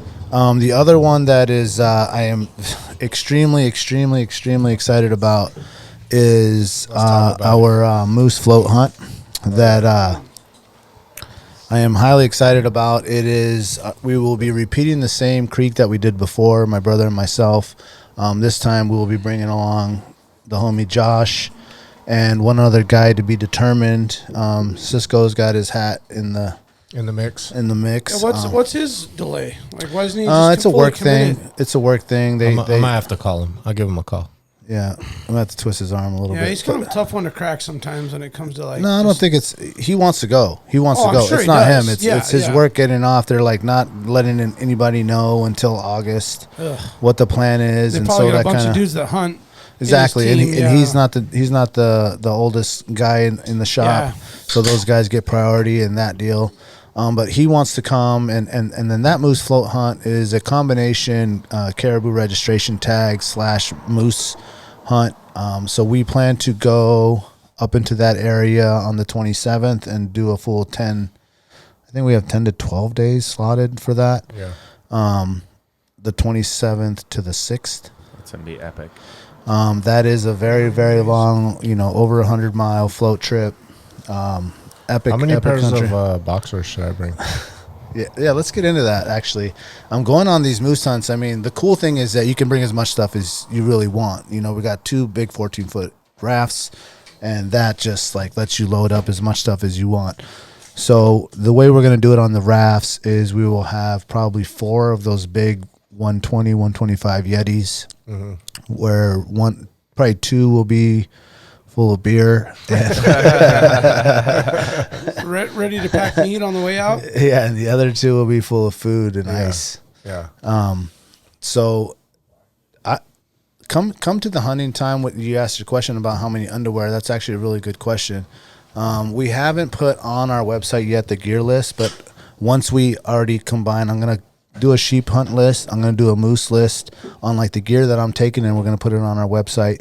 But I have gone to, within a 2-week hunt, I only bring 2 pair of underwear and 3 pair of socks. I was going to say, because I always bring way too much stuff, and literally I'll wear, you get the merino wool, the good merino wool underwear. They don't smell. I mean, I don't know. You wear them 3-4 days and you don't notice it. I mean, You only need you hit the smell right? check, everything's good. So, Right. Yeah. I mean, so I just kind of always wonder, because going on those, I've never really been on a 10-day trip like that before. So I definitely want to see the gear list and see what's up. But Things can get. I'm real thinking on the skunky. leaner side, Yeah, because in really thinking about it, you're living in those waders. So one of the important things is to get yourself a really good pair of waders. I prefer the pant waders over the chest waders. Yeah, I have the pant waders. They're just lighter. So you're wearing your waders the whole time you're floating. Yeah. So I will wear. I will Not bring just a this. boot. So what I will bring is I'll bring 3 pairs of socks. One that's heavier calf for sleeping, all merino wool, of course, and then 2 pair of underwear, and then I will bring 1 pair of pants that I would just wear the whole And time. 2 pair underwear for 10 days, the dirtiest D. Yeah. No, it's Alright, all you continue. need. No, I'm just Yeah. fucking around. Yeah. Yeah. And then It's the dirtiest. and then the 1 pair of pants, the waders, which you live in, and then what I do bring is 2 sets of long johns or whatever. Right. I bring a really light. I bring a really light one, Dailies. like a daily one that will go under the waders, but sometimes I'll put on the thick ones. First Light has some really, really, really, really good merino thick ones that I bring that will be good in the morning, because you get up at 6 and you start that float. I mean, everything's frozen. Yeah, everything is freezing, dude. It is like freezing. It's full of wool socks. Yeah, and it'll go from like freezing to like, get this off me, dude. It's just like so hot on the river. Yeah. So you got to be prepared for that. And then I'll bring like a light merino shirt. I'll bring a long sleeve shirt. I'll bring a hoodie, and then I'll bring the puffy coat and a raincoat. Okay. And that's it. I will bring some rain pants if we're going to be, because we'll be staying at a couple spots for a couple of days. And if we got to go in the rain, you don't want to wear the waders. Yeah. You know, if you're going to have to, Right. especially if you get a moose down, Yeah. you know, wherever. Right, or if your waders get wet and you need to Switch it up. warm up. Get And out of actually, those what things. I will bring this time, now that we talked about it before, was the guard socks, because there's some Gravel guards. the gravel guard socks and a pair of shorts. What are the Because gravel guard socks? those are the ones that you were making fun of me that I had, the knee high. They're like they're knee high neoprene that you just wear with your wader boots if it's really hot, and just shorts because it gets blazing. If you get one of those sunny days, you don't want to be in those waders, dude. And you're in and out of that raft all the time. You're getting stuck on something. You got to drag. You got to pull over. So why are you wearing waders as opposed to just like knee highs or whatever? Are the knee highs not enough? They're not For waterproof. any given time, too, you can No, be I mean jumping knee high into boots. waist high Like just water, say, right? That's what I'm asking. Oh, like- the knee high boots? Yeah, like just say you wore some extra toughs or some mucks or something. like- Because of getting in and out of the raft, a lot of times you jump out, and then if you get water in there, then those boots are But useless. I've never been on that river, so I don't know how. Yeah. Yeah, so it's the jump out. Yeah, it's the beginning. There's a lot of jumping in, jumping out, and you never know when you gotta. You never know. When you On a gotta jump river, out. Yeah. You don't Yeah. wanna Well, count especially on if you those. see a moose or you see something and you got to make a move. Yeah. And you might have to jump into something mid-thigh, right? To quickly tie the boat off, and then now you're jumping off and chasing something in the woods, you know? Yeah. I mean, But like 80% of the time, you're gonna be in your waders. Yeah. Those wader pants, whether you have the light thermals underneath or the thick or none. isn't that pretty standard to expect on any kind of float, whether it be fishing or hunting, that you're kind of living in waders? Yeah. Unless it's like hot Golcana style, you probably wear board shorts and flip-flops. Or Yeah, I guess tennis every shoes or float I've something, ever but- done, I'm always wearing the waders. Yeah, Right, but right. it's really nice if it's hot to bring If it's a those nice gravel day. guard socks and Yeah, the shorts, there you because go. you're predicting a hot day. That's Yeah. just as nice to be Yeah. out in that, because you can still jump in and out of the boat. You're not worried about Yeah. getting Oh, wet. that's got to be nice, man. Get out of those waders. Yeah, you don't get all sweatified. Oh, dude. That's got to be such a relief. Yeah. Jump back in them later. If you're gonna stay at the same spot for a few days and it's boggy, wouldn't you want the knee highs? Like, why not? You're in a raft; they're light. You bring them. Yeah, no, we just still like bring the- everyone Oh, bring 'em. okay. Yeah, so yeah. basically what I'll bring Wear is I'll around bring my camp. wader boots that you mostly wear. Right. And then I'll bring a pair of camp shoes that are like waterproof, but not like sandals. Yeah. Right. Right. And then I'll bring those boots. Those will be Okay. the only 3 pairs of shoes I wear. Yeah. And then, because you're right, in the morning it's cold, at night it's cold. Sometimes it's a little soggy where you're at, and you're gonna wear those knee highs. Yeah. You know, because it's September, it gets freezing. You Yeah. know, up there. So there's three socks, those 3 pairs of shoes. You know, Yeah. the 2 unders, the rain pants, the raincoat, the puffy coat, Same fit every day. All the same fit pictures. every day. All the pictures. All the pictures Just to the same. flash through the same fit. Boom. That's right. I want to paint the picture. I want people Yeah. to understand. So when you see all the pictures, you know this didn't happen on one day. This is 10 days deep. Oh, Yeah. yeah. Yes. Same fit. I always bring one extra thing though on top of like your normal gear, that if you were suited up for the coldest day and you fell in, Yeah. that you have that other thing that you'll put Oh, on. yeah. Yeah. So it's like Yeah, maybe of like course. a puffy that you can roll up real small. Yeah. But you need that last dry piece of. Yeah. Yeah, 100%. something that you're going to crawl in your bag with, right? Yeah. That's I dry. always bring more than that. Like, so my thing is I bring too much stuff and I need to hone it down, because most of the times I never use, 75% of the stuff I bring. Right. I always have extra. Yeah. Because I've been through some really- experiences. you Well, when you only go on need- this, it's like you get one dry bag. Yeah. You know, fit what. That's what I mean. everything You're on in a one dry boat. bag. Everything has to Yeah. be limited. Yeah. Right. Yeah. So definitely the You're gear using list will big be dry- out. You're using the big dry bag, so you have your wiggies, your pad, and your Your sleeping slim bag, your fit pads, your bag, my gear. clothes. Can I bring the within body a pillow? clothes Body pillow? if you can fit it in. The boppy. Can I get my? Oh, the body pillow, full body Yeah, pillow. yeah, you know, yeah. my If hip you could fit it hurts, in the I need one something bag. between my legs. Does you it know? like does it like get down to about the size of a thermarest? I don't see why he couldn't bring it. You know, Body pillow. No, that's like this chair. And you always got to bring that duct tape to fix the dry bag. Duct tape, electrical Yeah, duct tape. Stick your Tenacious- head in that tenacious bag tape. every morning and look up, and it's like, oh shit, I got a little light Yeah. coming through. Yeah, Yeah. Or tenacious tape. yeah, that works Yeah, really that- good. yeah. Move, man. Yeah. Get at Any other us. questions Get at on, us. on the moose, like gear wise, you can think of? No, I'm just really looking forward to even the opportunity to be around a moose kill. I think, having hunted caribou for 8 years, or I don't know when we first started, but that was really my first experience hunting. And, moose is something that I've always wanted to be a part of. I've heard the stories of Brandon, all his hunts. And so just to even go and, go on this float, I'm just looking forward to being out there, and hopefully we get lucky. Maybe we're too early, but either way, I think it's going to be an amazing time. Still Yeah. a chance. So it's me, you, and Carlo Barlow. For Right now? we're looking for a fourth. I For a fourth. have a question about the meat care. So say that you get a moose early in a long float.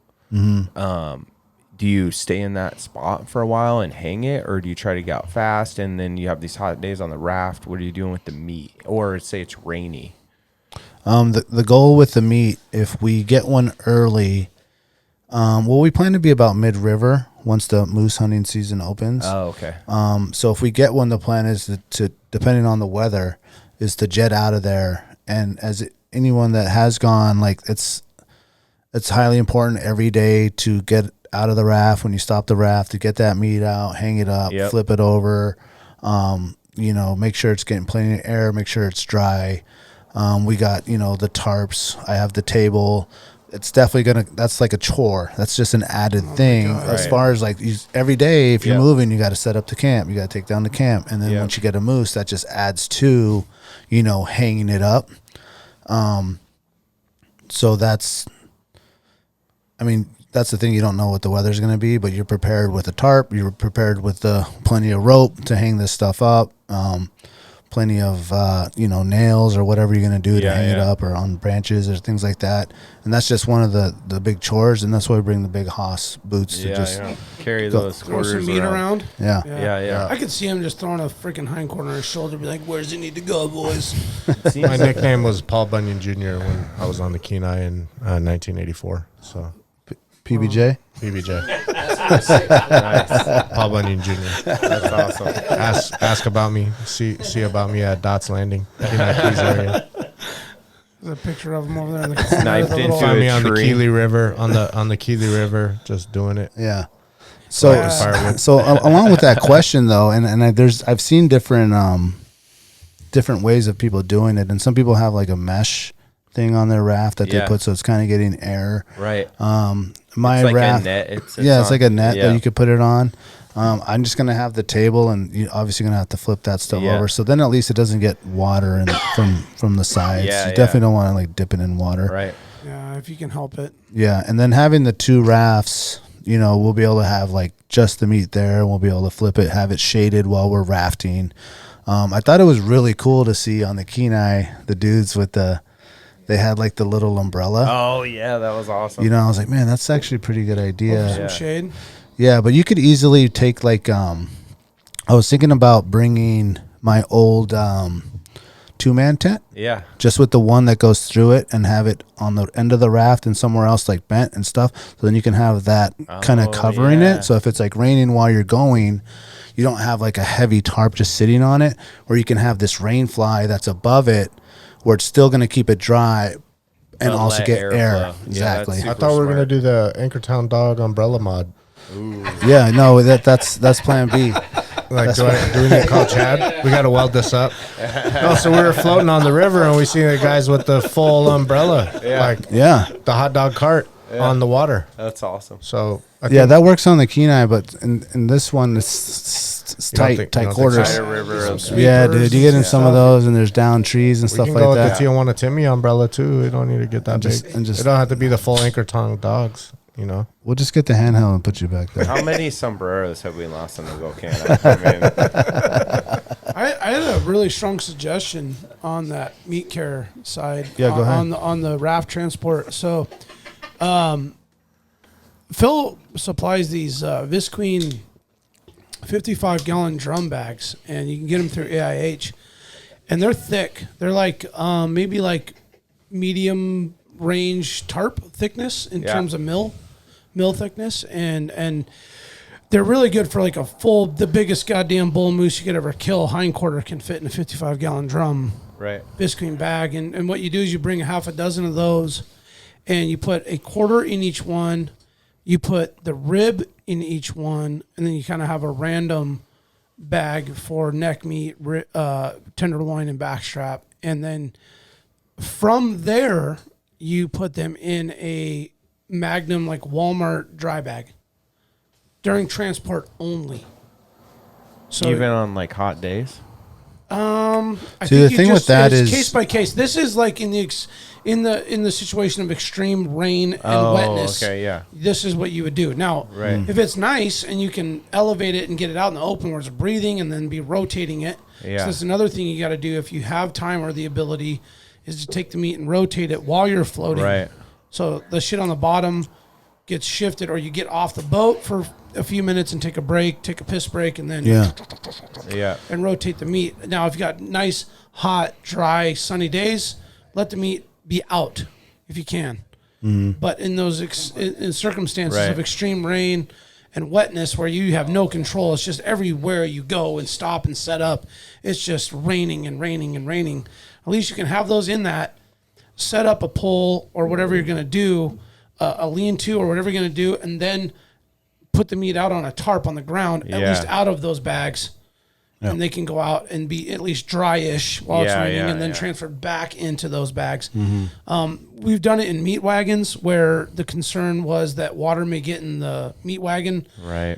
crossing like massive areas of swamp, where the meat wagon's just constantly dipping in the water and dipping in the water. It's not just creeks and shit. It's just constantly submerged, and it's muddy, shitty, nasty water because it leaks through. You can put sealant around the bolts and all those different things, but water gets in, man.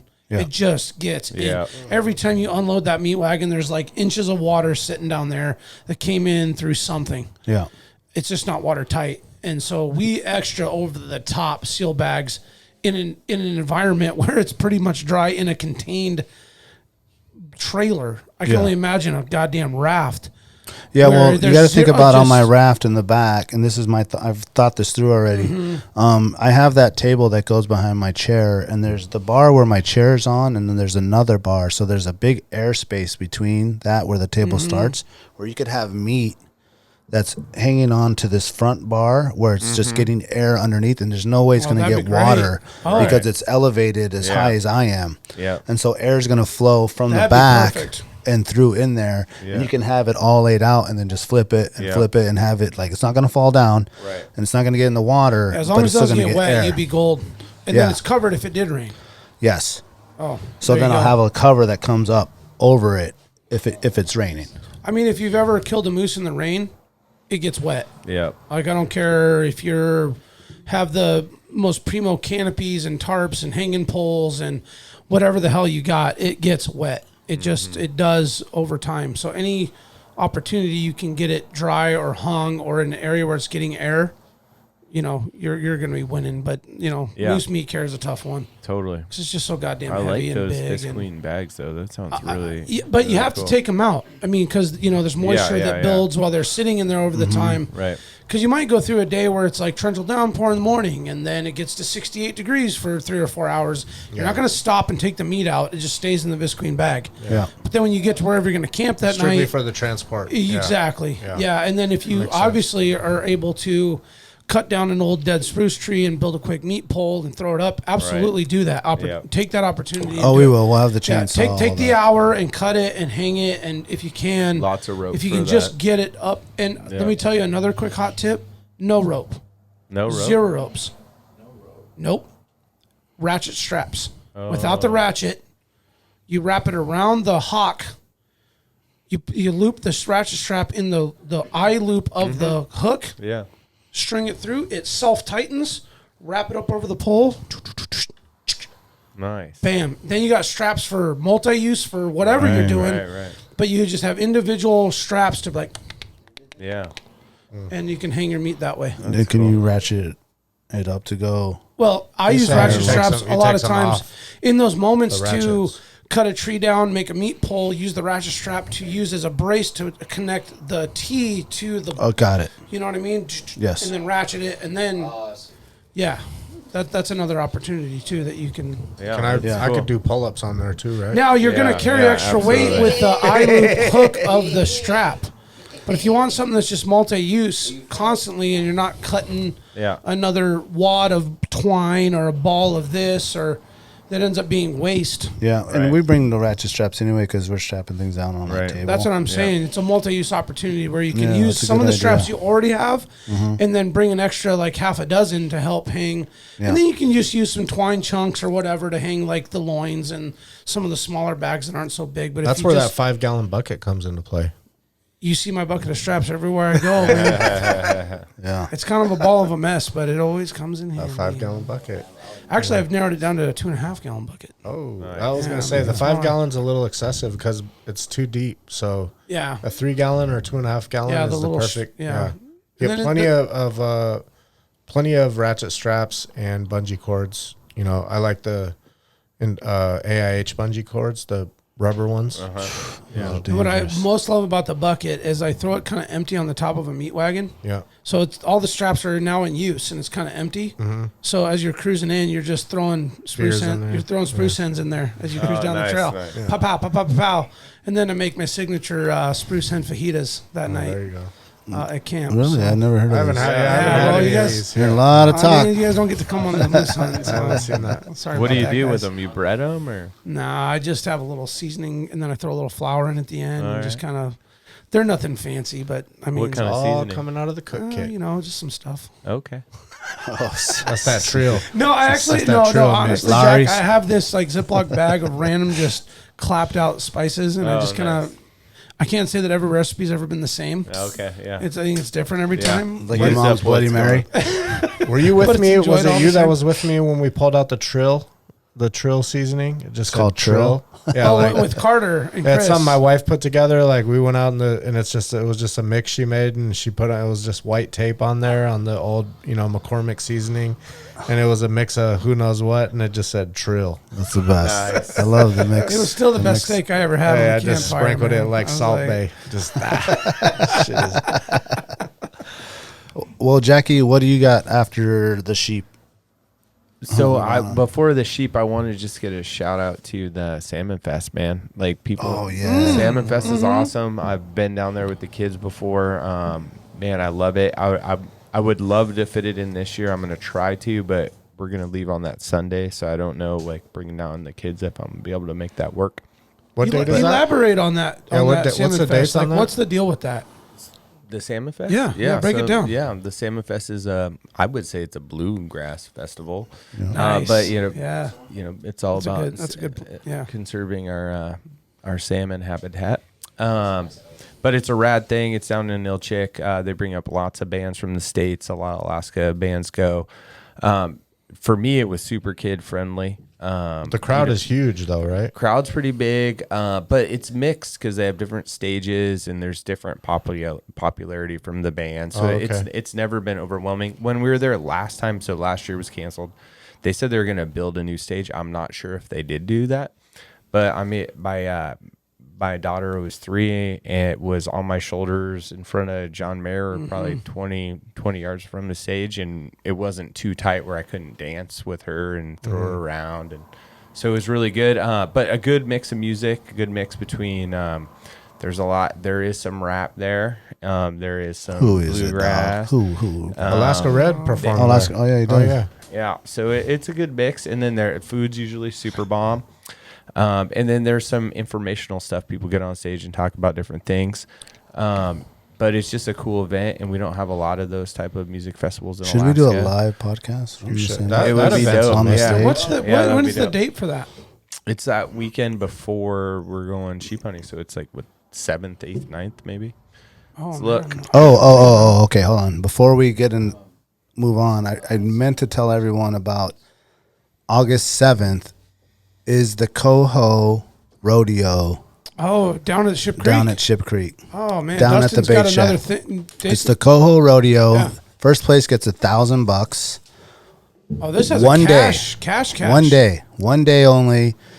Bring the kids, bring everyone. They're allotting the time. I want to say it's like 11 to 6, and it's winner takes all. No, actually, no. There's going to be like $1,000 prize, like 500, 200. Cheers. Mystery number, all this stuff. He's got all these people there. We're one of his sponsors. He's got all these sponsors. It's the first time he's doing it. He expects it to get a lot bigger. He's already telling me next year it's going to be 3 times as big a prize money. Oh, wow. August 7th, Saturday, August 7th, is the Coho Rodeo Derby down at Ship Creek.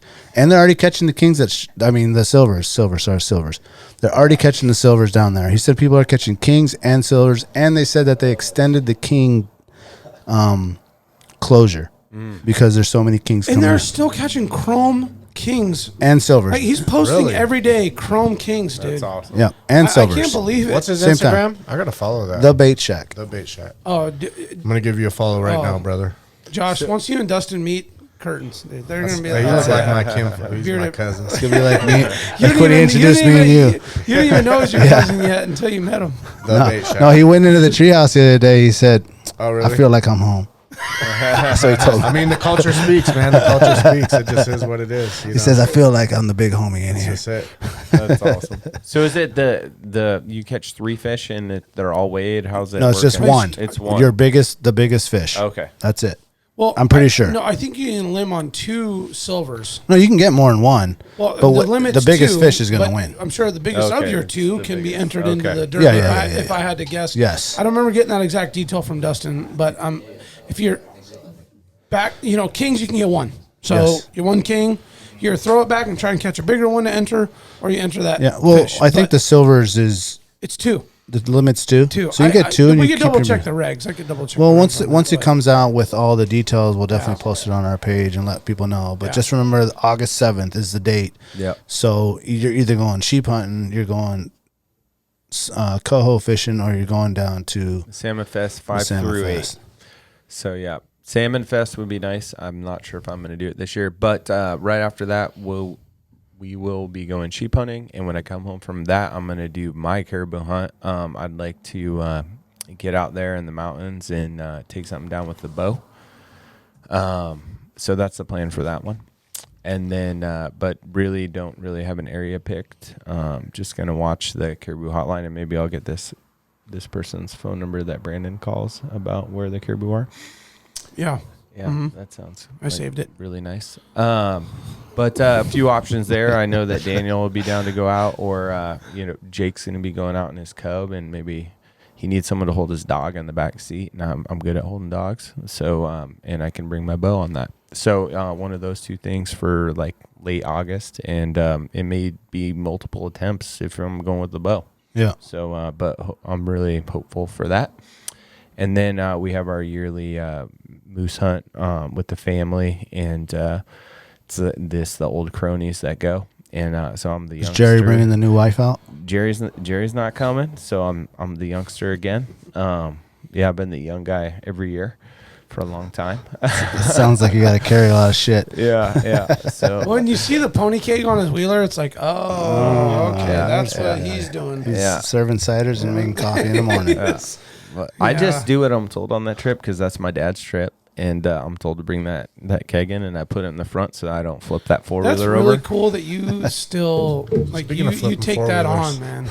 What's that? Like you're just good with you like the hierarchy of that moose camp, and you come along and you're with the old boys, and like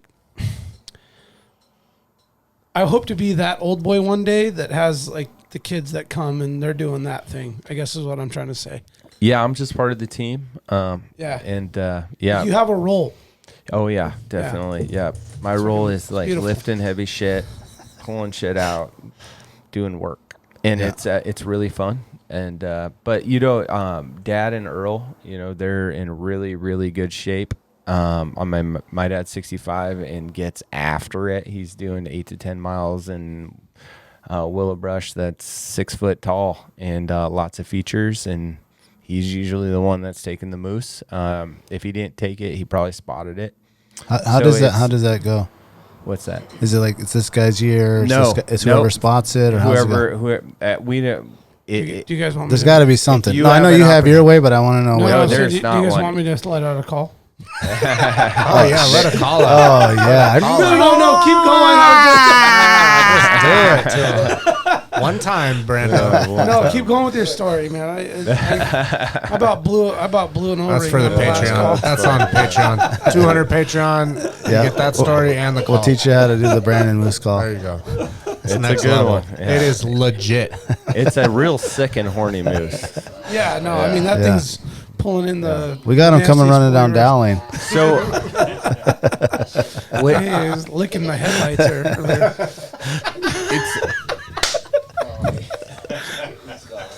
Oh my God. If anybody's Fall actually roundup. Fall if roundup. anybody's ever had a really super horny bull come in, just grunting yeah. and fired up, man, with See, his that's what I pink want. thing hanging out, That's dude. what I'm it's excited really, to see. Really, Yeah. dude. I've It's just fun. never Giving seen the that. weird eyes. Oh, I just can't wait Yeah. to see that whole process of just. I mean, Head Daniel, bobble. Daniel might do the get call, into and it. then here they come. Yeah, that's right. exactly. Right up to DB Coop. you. You can be out there being like, here, moosey, moosey, moosey. It worked for Bert and Ernie. I mean, come on. I feel like it's just like, I don't know, just from me not ever going, but it just seems like the opportunity is going to give itself to you or not. I don't know. Yeah. You know, you can go out there. You never predict what's going to happen. You never know what you're going to see, and it's either going to happen or it's not. I don't know. Yeah, you can do all the right things. Yeah. Have the best horniest plan, call, the best laid plan. Yeah. plenty Just of beer just and all the right stuff, Practice and your the, call for 3 months. the you right know? They brush and gotta the- be there when you get there.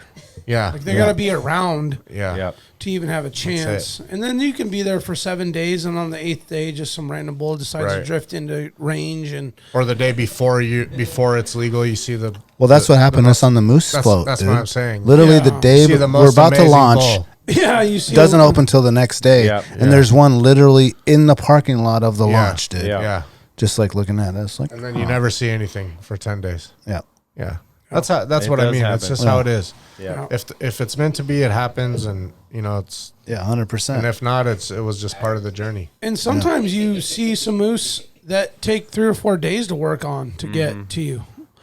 And, Really? and that's a huge game of patience, because you're just like, So working it in. you see them the day one, and then you see them the next morning, and then for like 3 days, it's like, Where'd he where the go? hell they go?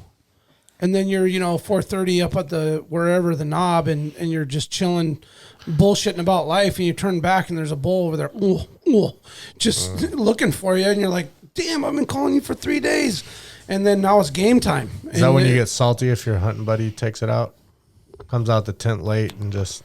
I mean, that's kind of Are we weird. going there?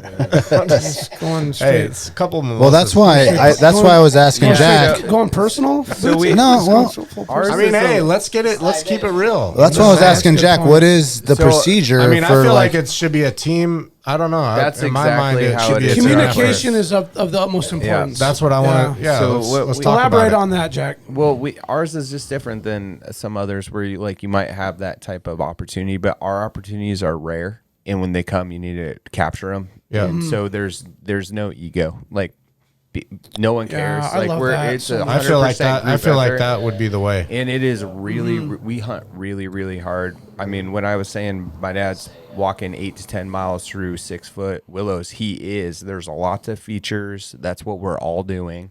And we don't see a lot of bulls. We'll go the whole week and see 1 to 3 bulls. Hopefully we get one. We're only trying to take one moose for the group. Yeah. And so the first legal moose is done, and that's it. Yeah. It doesn't matter who took it, and everyone's there the second that it goes down. Yeah. And really we've simple. tried to help get other people moose before, but that just doesn't work where we go. Well- The moose density is low. The terrain's really hard to hunt. There are tons of predators. We had 2 wolf packs take down moose within 500 yards of camp over our 12-day period last year. Yeah. And it's just, I think we saw 20 cows, one had a calf. Yeah. So you take what you got, and everyone's cool with it. So it's like a different environment. I only bring it up to, because of the area that you go in the store. It's a different type of feel. Yeah, walk us through that. What do you guys? How do you guys work it out? Well, it changes. I mean, it's never consistent the same. Well, walk us through one scenario. But talk about it, because this is a thing that probably would happen on people's hunts that you don't think about. You don't talk about it in front of it, and then it happens, and it, Yeah. So Our move is more getting in there, and then you can kind of feel that like the moose in the area haven't been disturbed yet, and so your presence and scent and sound and all everything that comes along with your presence there as a human starts to every day reveal itself more and more, I feel like. So your first set of calls, to me, we get up to camp and we're lucky that night to get set up and then have like 45 minutes to go up to the knob before the sundown and get a call. But to me, it's critical, because I always feel like we see a moose the first night, or a set of moose or something. We always see something the first night, which tells me that they're just there and they're in their habitat. Well, but what we were talking about was like a person working the moose in for days and days, and I was getting to that. Oh, you were? Okay. Yeah. So as it begins there, and oftentimes those moose are so far away, they hear those calls. They're not just like running in. They're in an area where they've already been gathered up. They've got some cows in the area. They're not in a big ass hurry to just come running up there. Uh-huh. So they got some stuff going on. You'll most likely get their attention, and the next morning you hope to see them again in the morning. We do see them oftentimes the next morning in the same general vicinity or area. Or if you see three, you might see one. You see one, you might see three the next day. Generally there. Then there's this like lull where you all of a sudden don't see anything. Or you see them in the back edges chilling, and you're like, God damn, man, they're still like 5, 6, 7 miles away. Spotting scope, seeing them, bulls, cool. Then it's like that third or fourth day almost every time that they've done their duty down there. They're with some cows, maybe they've mated and they've done their thing and they've spread their seed. Then they're going to come up and start looking for something else. And that's a pattern for sure that most hunters, if anybody's listening to this podcast, can relate to. There's nobody listening. Moose just don't come. Well, Nobody. They will be, and they come in, and then all of a sudden, day 4 or 5 or 6, all of a sudden you've killed a moose, maybe 2 or maybe 3 back to back to back, or something like that. And that's something that is like a trend that I can say that I'm. But you guys don't go in there. Well, you still. Let me just clarify really quick, because I know that when we've gone in on lots of our sheep hunts, it's like, it's your year, Cisco. Yeah. It's your year, Brandon. That's what it's I'm talking my year. about. So he's asking you, when you guys go in there, is it like, okay, I got mine last year.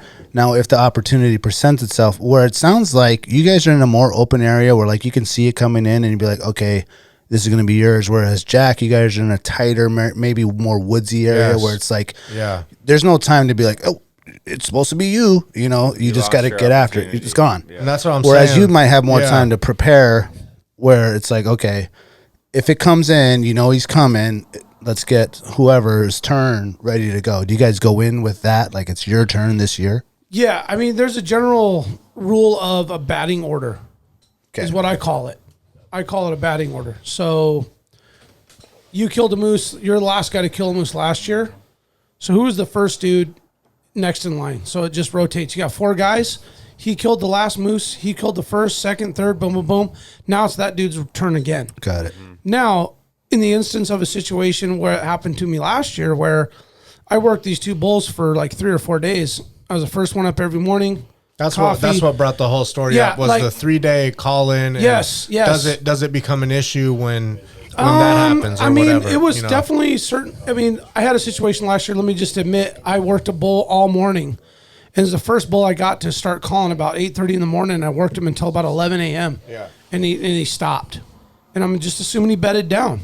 And by that time, I've been up there since 6 a.m. I was freezing my ass off. I was so cold, man. And I just sat up there and just went through it for hour after hour. And finally, the sun came up and that call stopped. And I was like, oh, perfect. I can go down, get some breakfast, warm up, take a quick nap, get back up here in the afternoon, see if this bull pops back up. Literally mirror matching his bedding sequence. Because I'm pretty sure if he bedded down and got up, maybe pissed and took a drink or did something, he didn't go far. He was going to lay back down close by. Yeah. And then it, like in the middle of the afternoon, one of my partners goes up and he's just going up there to go check out stuff and get up on the knob, and he belted out a call, and sure enough, that thing bumped up and grunted, and then he went up and shot him. Yeah. And so I was like, God damn it, man. I worked that bull for 3 days, and then my boy just woke up at 11 o'clock after a hangover and went up there and shot a moose, you know? That's like what I'm saying, yeah. So I mean, at the end of the day, it was like, man, day 5, we were really, really excited to get a bull down, like no matter what. Yeah. However, I put a lot of work into that thing. Yeah. And so for a second, I was kind of like, God damn it, man. I would have loved to have finished the job. But then how do you know specifically, do you know that that's the same bull that you worked, or I don't know. It's just a feeling like, you know. Yeah, that, I mean, I just felt like you know what's in the area. Yeah, I felt if I worked area. that area for 5 days, I felt like I knew if something was around. Yeah, right. You know, and right, I've hunted right. the area enough to know where the different angles and drainages that they come out of, Right. and how they kind of come up on the backside and trying to wind you. They flank.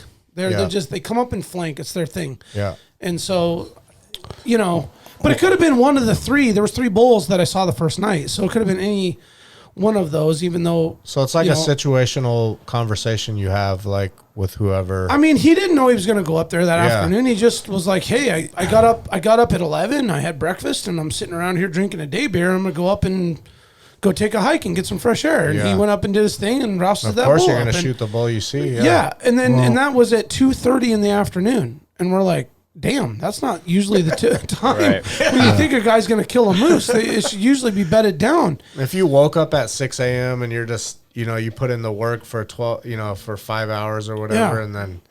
Well, you go into these hunts with the people that you go in with as a team. And so it's like, this is the hunt. We're going for this animal for everyone. I'm sure that's not like his. Oh, and no, he no, kept all no, the no, meat. hell no. You don't go in it No, like that. no, This is no. like a team, and he just happened to be awake in the right spot at the right time and got it. You know, and I'm sure at first you're like, oh, I put a lot of the work in, and he slept in. But in the end, it's like, well, we're all taking this together. I wasn't Everyone's up there. I getting a piece wasn't of up this. there to take it. He was. Yeah. So at least we got him. Right. And that's the whole thing. You hear the stories of that, like where I've heard a lot of stories of that similar thing where there's kind of, I don't know. So I think it's different for every group and the type of hunt that you're going on. Like, And I think when you become like better friends with people and you fuck with them, then it happens more. Yeah. You know, like one of our Great point, Jack. our oldest moose hunting partners who passed away a couple years ago, he would fuck with my dad. yeah, And he would go shoot they obviously my dad's on the moose, and he would go shoot it in front of my dad just to fuck with him. Yeah. But they're best friends, and they're doing it on purpose. Yeah. And they both did it to each other. yeah. But in general, you're not doing that. You know? Because you know what I'm talking about, like the. Yeah, but in that the way I situation, heard the he's not going to story. come running down the mountain and be like, Brandon, the bull that you've been calling all day is here. No, Exactly no, what I'm yeah, saying. No, you hey, just hey, take exactly it. what hey, I'm that saying. bull you called all day. It's like, no, you're Yeah. there. Shoot Get him. him. Yeah. And then coincidentally, 6 hours later, Eric's little boy Mason puts another one down the same day. The other So we one you're get that- calling in? Yeah. so was it that bull or that bull? So you don't know. I feel like the best way to do it is if you're going on a moose hunt like that. The best way to do it is to if you get a moose, that's what that's you're there the for. move. Yeah, That's right. But you have to communicate in the process. Like I would have loved to have known, hey, I'm going up to the knob. Right, when you're leaving the same, And you're starting at the same. Because I just woke up to a gunshot and I was like, oh shit. What Yeah, the? and that is you know, true and because then- the same thing happened to us on that hunt where communication in the field is important because all of a sudden, you know, we're hunting together, we split up. It's my son's first. You know, he's going to get his first bull. I want to be a part of it. Daniel and him split up with me, went a different direction, and then I realized that they were about to kill something, and then I'm trouncing through trying to get to them because I want to be a part of it. And you know, there was no communication on the split up. Not only does that put you in a difficult spot because of when you shoot, you don't really know where you don't if we didn't communicate where we're going, what direction, where we're looking, you don't really know where your friend is when That's you're right. shooting. You think you do, but that's based on the last time you saw Yeah. them. It's not based on You have no idea the stock that could have transpired from what the time you happened by left the each time you other's left presence. them. Yeah. And so when you think about all that, that's kind of what happened. And just communication on everything is just the most important and all thing. it takes is also. like, hey, we're going there. Yeah. And it's like, bam. And that's done it. deal. It alleviates so much. Yep. You know? Yep. And it's easy So- in the midst of a moose hunt, which can be long days. Just dragged out. That drag, and you Yeah. have long daylight, and they're hot in the midday, and Just you're go just about like, your business There's a in your dog zone. day of time where you're just kind of like cutting wood, and then you're making coffee, and then it's now 3:00. I'm gonna have a cold one, and then I'm Yeah. gonna just have a Another Rice cold Krispie one. treat, and then I'm gonna throw my boots on and go walk up the hill, and then Yeah. there's a bull. Yeah. And it's like, oh, well, no one was planning on that happening, yeah. you know. But just to say, hey, I'm gonna run up, just gonna run up behind camp Right. and be like, cool, just tell one person. Now he Just to did let 'em tell somebody. He did tell one of our hunting partners that he was going up. He did communicate. Yeah. I woke up to the gunshot like, oh, damn, like out of a dead sleep, like, oh, Yeah. heard it. And so then I woke up kind of confused, and then he's like, oh yeah, he shot it, you know, and you know, Eric was up there with me on the hill that morning calling that moose. And Yeah. so, I mean, I just think it's really important to make sure everybody knows where everybody is all the time, any time of the day. And the thing is to know on a moose hunt is that it can happen at any time. Yeah. Don't ever think that just because it's noon or 1 or 3 or whatever, that like, oh, there's just nothing out there. Yeah. It can just happen. Those lunar One can- hours are real too, though. So I mean, we see them Yeah. up at our camp where Yeah. they get up and they take a pee or get some water, and I heard the most epic strategy of a guide that's a float hunter, actually, by the way. He's a 100% bona fide, he floats, and that's how he kills his moose. And Marcos, can you close and lock the door? Or just not? No, don't yeah, lock there- it. Just it's all Yeah, right. pull it out. It'll lock. He called it the noon rush, and his philosophy was that he got up early in the morning, he called his moose, or he had moose in the area, or didn't, or whatever the case is, that they move all night, not full nocturnal, up until about 10:30 in the morning. They bed, and at noon they wake up, they get a quick bite, they take a piss, they stretch their legs, and lay back down until about 4 or 5 o'clock at night. So at noon, there's this, he is harvested, recorded and documented, a ton of kills at noon, 1:30, 11:30, midday, And that little stretch, there's this stretch move, where turn, there's this drink like, water, pee, movement. yes, yeah. And of our, like, I don't know, 20 moose we've taken in the last like 10 years, we probably killed at least 5 or 6 in the middle of the day. yeah.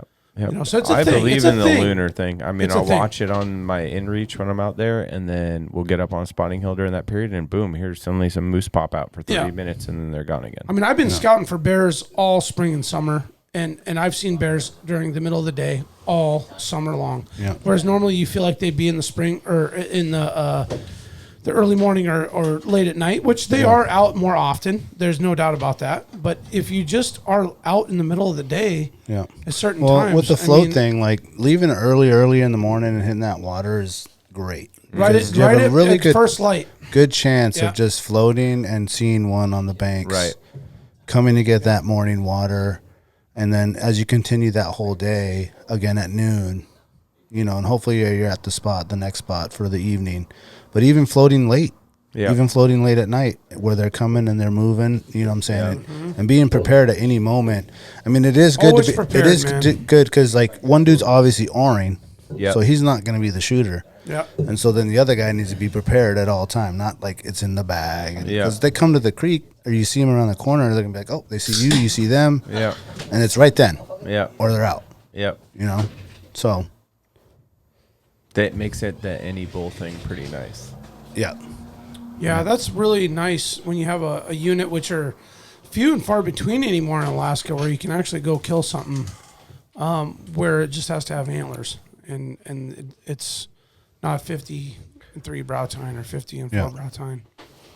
So, But- just jumping in some other really fun things that we missed out on so far is the Kenai bows. Like I love fishing the beach Oh, season on the Kenai. man. You know, that's coming up like the first week of Yeah, August. Greg It got gets all money. excited when you said that. He was like, "Yeah." Oh, Greg's a Kenai guy. All right, yeah. So I He's mean, major Kenai guy, dude. Yeah. it's nice. It's nice to go out and catch a bunch of bows, have those 50 rainbow days if you're lucky.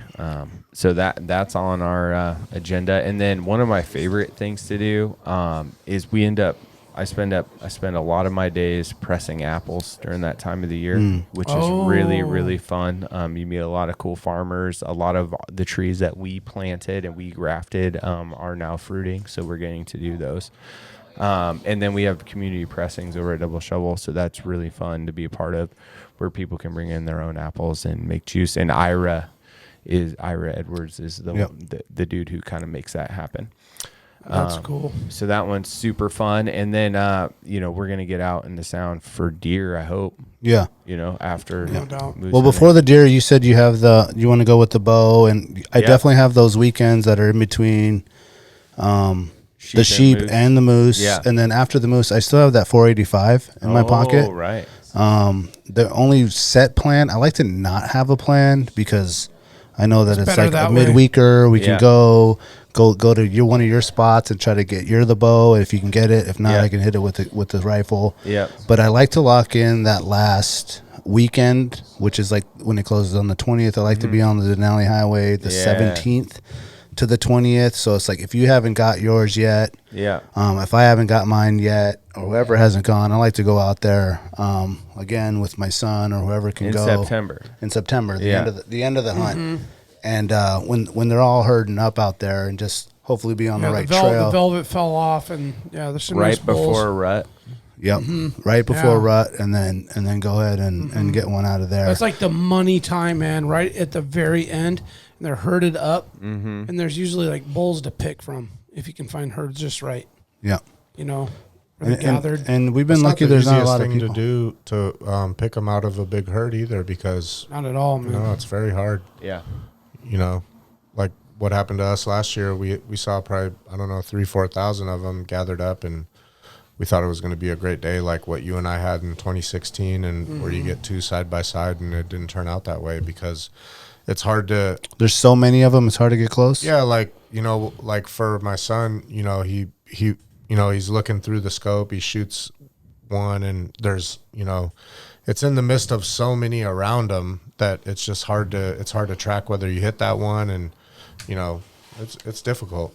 Yeah. And trying not to wound another animal, or there's two stacked up. Right. Yeah. Yeah, I really love that late caribou hunt. Once the snow starts flying, they start getting that white mane. Yeah. Man, they start herding up. It's just beautiful.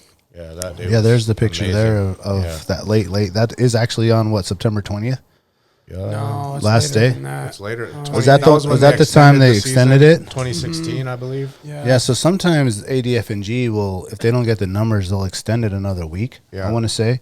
And then for those that don't know, a lot of times they reopen it for the winter, and that opens back up October 20th. And we like to go to the other side, towards the Paxton side, as they're all heading towards that way to the east, as they're all heading east, up north and east.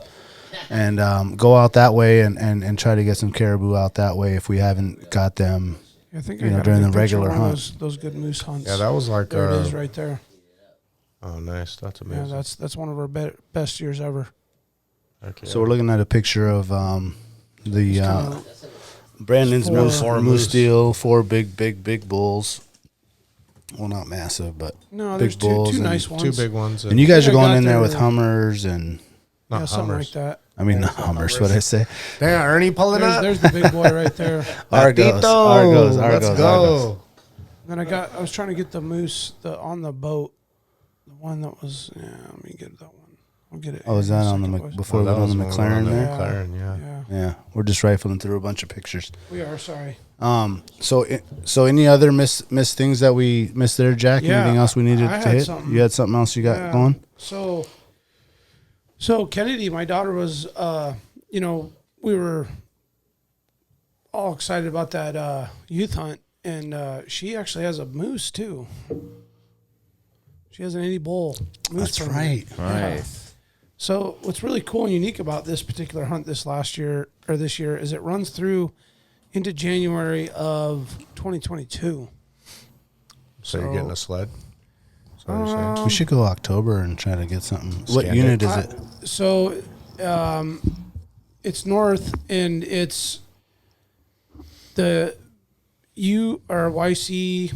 What unit? It's 16. Yeah. This is all that meat that 1 year with all those moose. You just see there's like Just a trailer full of meat. Yeah. Boat trailer was hurting on that trip. So there's no, is there a set plan for that? A set date? I mean, I got some open dates and times where, Yeah. So that one I partners. actually, okay. So it runs late. Usually it ends on the 25th, but it just keeps going into the next year or so, into January. So I've got the last 5 days of September off in hopes that there's enough water. Oh, so after the caribou hunt ends on the 20th, you have way after that, even after the moose hunt ends, toward the end of the moose hunt in that unit. So when everybody else has to pack up and go home, I'm going to be out there for a couple more days. So my plan is to go up into that area and set up a camp, and then what area? Where you normally go? I don't really have a plan. I mean, I have a plan, but I don't know exactly where it's going to be. But it's going to be late. It's going to be skinny water, so it's going to be dependent on like conditions. Yeah. Which I can't dictate or say or any of that. I'm just going to. It's going to be wiggy season. No, it's going to be 0 bag wiggy season. Let me tell you that.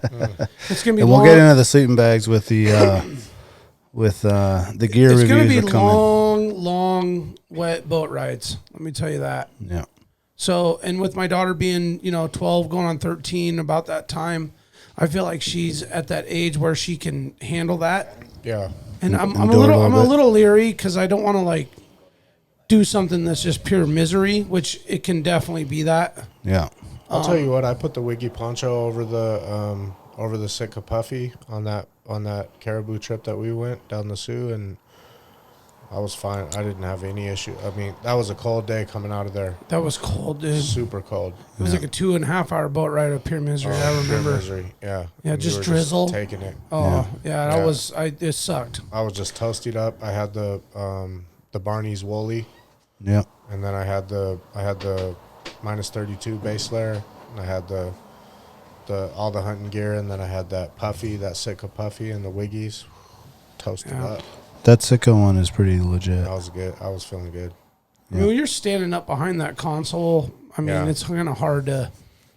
You can sit and lean and do everything you can. It's just I mean, a long it's time. just long ride. exposed. Yeah. That's another thing that we're really looking forward to is, and if it doesn't pan out then we can go into the wintertime. There's a wintertime season, and that's a really popular opportunity that a lot of guys do where they fly in or ride snow machines and go on and harvest those moose out of there. And that's an option too. Nice. We don't have any vacations planned in the winter up until all the way until March. So I think we can actually put that together in the event that we aren't able to get up there. Although I do want to do that late season moose hunt, because if anybody's ever hunted moose or done the calling stuff in late September, that's the primo. Can we get the late September call? I mean, it's pretty much the same, but do we not put it on a button yet? Patreon. No, we got to record. Oh, that's 200 Patreon. 200 Yeah, Patreons. you gotta stick with it. Okay. Let's go. Well, I did one last. I don't know if I can do another one. I mean, is that kind of played out? Can I Just do a bull call instead. Oh, I like that, Jack. Get a grunt. You just want it. Yeah. Yeah, not quite. You know what's wild about a bull grunt is you can hear it from so freaking far away, it's dude. crazy. Isn't it crazy? They can be like 1,000 yards away and you can hear that thing glucking. I'm so excited to hear this. It's called a gluck. It is a gluck.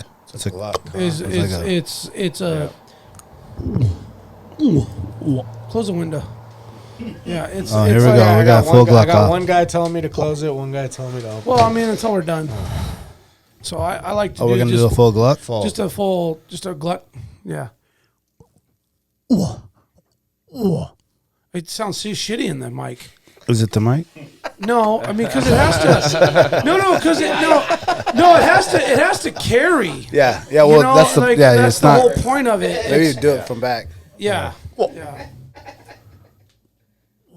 Yeah, no, it ain't doing it. No, it's We'll work on it no, after no, the show. And no, it we'll has get to. on the No, bus. seriously. Patreon. If you know what I'm talking about, though, Jack, We're gonna give away the moose calls on the Patreon. We'll No, save it is the full like. Yeah. You have to. It's light and We quiet. had a great teaser going on until that. I know, and then I shit the bed. It like bellows from their chest. Yeah, as like they it comes from gallop, deep, so- and it's well, because you can see their chest and their like Everything all just flexes moving. when they do it. So it's a It's like acid reflex at 2 a.m. It's with belts girth. out. It's with girth. yeah, like it. Need to go intermittent. Anybody that's It's ever from the heard depths. a bull grunt, it is like from the soul. Yeah. And it Oh, yeah. like comes Yeah. from deep, It's and it very like deep. carries a long way. So when you try to grunt it, you kind of have to have like a almost a megaphone or some way to like Yeah. expand it because it's quiet, but it carries super. Like one can be grunting, and it's like, oh my god, he's right there, but he's 450 yards away. Oh wow. You know, but you feel like he's like right on top of you. And then he gets closer and closer, and it's like you can't tell that He's it's just louder right or over quieter. there, It's the yeah. same tone. And then he gets there, and you're like, holy shit, he's 125 yards away, and he's standing there. Then Then your you friend can- shoots him. Well, he had the John- paddle. Fall round John's boy is like, yeah, he's going down. You took too long. Shouldn't have I taken kind of that. feel shitty that I couldn't get the glut going, though. Try again. No, We'll get it afterwards if you can't really get it. Patreon. it sucks. It's this like thing that like Yeah. man It's fucking- expansive. It Yeah. seems very like it'd be expensive. hard Hey, thanks to for do setting me on up for the- failure, the Jack. mic. I appreciate that. I don't. I'm not sure I'm the one that asked you to do that. You did. You said, what about the? How about this? When we're done, and we'll do a couple I did do practices, that. and we'll I get it did right, do and that. I'll just add it out Let the me go- end. let Like, me whoop, just whoop, go- whoop, Button, Hey. with the button. Yeah, the button. Hey. Like the DJ does. Let me go out to Camel Creek here in 5 minutes. We'll have a bull over here humping Yeah. the Yeah. freaking Well, it tree. could be that's 80 degrees in this room, and it's hot. Sucking the I'm chrome so off. hot right now. I'm sweating profusely. Anything we missed? That we're only going up until like the end of September. Yeah, we can't go into like full deer mode. No, That's we're not going wintertime. full deer mode Yeah, not I yet. think that's all my stuff. yet. Yeah. Yeah. I know. I wish I got out for the bows, man. I mean, that's a lot of stuff. That's. Oh, I mean, And we didn't even go into the fishing. I mean, I love to go to the Russian River and try to pluck out a silver out of there, the rainbows, the middle. We kind of just like, Oh, the whole. we Sioux- talked so much fishing the last time. It was like, let's kind of like move on to and something the whole else. Sioux drainage is just epic from like mid-July, pretty much now all the way up and through September. Yeah. You go to Little Sioux, Alexander, Squetna, Yetna, Bird Fish hunting. We Creek, didn't get into any Deshka, birds. all that stuff is just awesome silver fishing. Yeah. And birds, rabbits, the whole thing. I mean, maybe Yeah. we can bring that up a little bit later. We'll definitely be I mean- doing another ptarmigan mountain hunt this year. Oh, that's Yeah. fun too, Last man. year we did that in October, but yeah, it's Yeah, pretty that much was like nice. a one-day sheep I would hunt. like to go with Mateo. on that. Can I ask you 18 something miles. about those upland birds real quick? Though? Yeah. Are they eating pine needles? No, I mean the ones I'm shooting are eating berries. Oh, So- the like the frozen like shriveled ones at the end. I mean, they're still there. I mean, the valleys that we're hunting, Like their bellies have are very full of berries still. prolific crow and blueberry berries. The blueberries, you're starting to see some like fermentation in the berries, but no, they taste delicious. Ptarmigan call? The ptarmigan? Yeah, I'm just saying if you hunt those Oh. pine needle birds, man, they taste like gin. Yeah. Oh, Yeah, really? Yeah, Okay. I'll tell you what, a spruce hen that tastes like gin is no bueno. Yeah. Tastes like gin? It tastes like gin. Yeah. You know, like gin tastes like. Yeah, I know what gin Pine tastes needles? like. Yeah. Yeah, you ever Really? eaten a piece of meat? I can't drink Juniper? gin because of that to this day. Okay, I so OD'd on it in high school. How I about can't deep drink it. frying this beautiful spruce hen man. breast, Tastes like gin. and then you bite into it and dip it in the most ranch dressing and sriracha you could possibly try, and it still Yeah. Tastes No, like we're gin, doing yeah. ptarmigan. okay. So, We'll You gotta visit dip that it in another time. tonic, bud. Yeah. Tonic water. That water. Just neutralize it. Well, we still have boater safety coming up. They are coming next week, so you guys have one more week to hit us with your crazy boat stories, questions for the boat safety people. After that, we are going to focus on some gear review stuff. So if there's anything specific you want to do, we're definitely doing backpacks. We're definitely doing stoves, sleeping bags.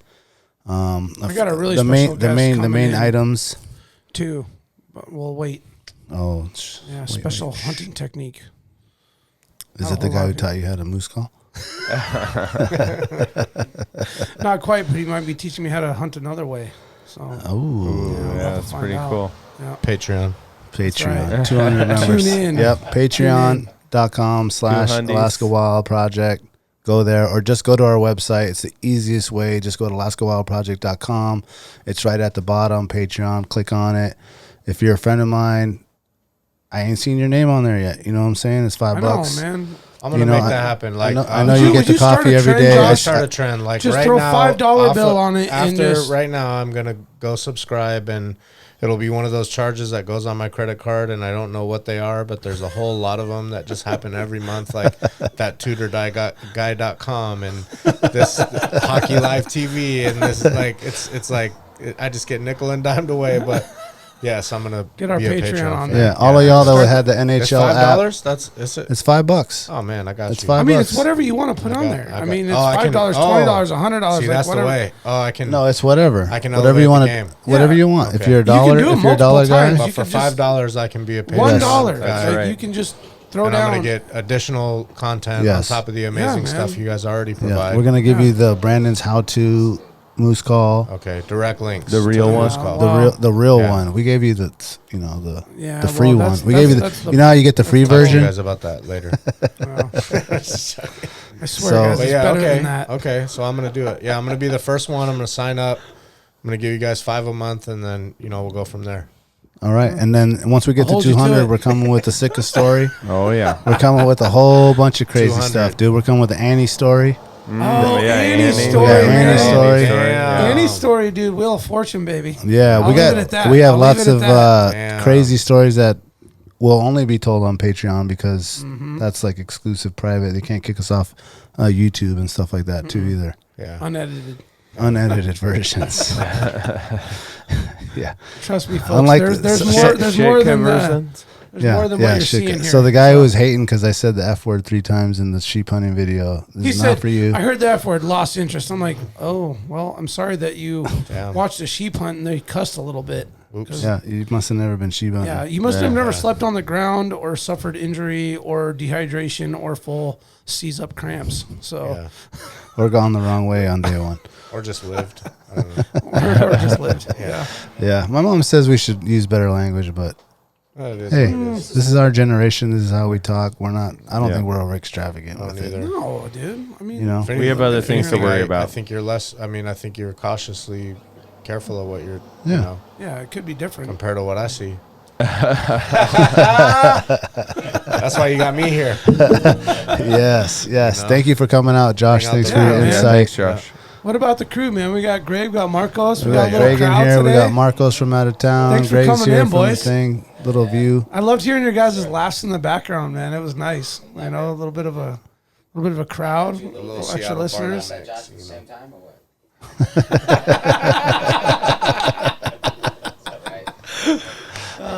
No, it's nice, man. Hey, what about the new studio, man? We're gonna be moving into the new studio.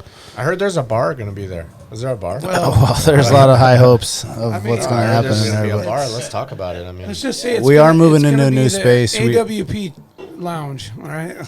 Yeah. Well, maybe we'll do some private podcasts. Private parties. Catering license, the whole 9. Who knows? Yeah. Watch a fight. Treehouse samplings. Open air. AKO samplings. Yeah. We get the new cider out first. There we go, Marco. Oh man, tapped in. Just tapped That's in. It. But you got to be a Patreon. I mean, you're not even going to get the invite. If you're not the first 200. Talk about it. First 200 are getting invited to the live podcast in the studio.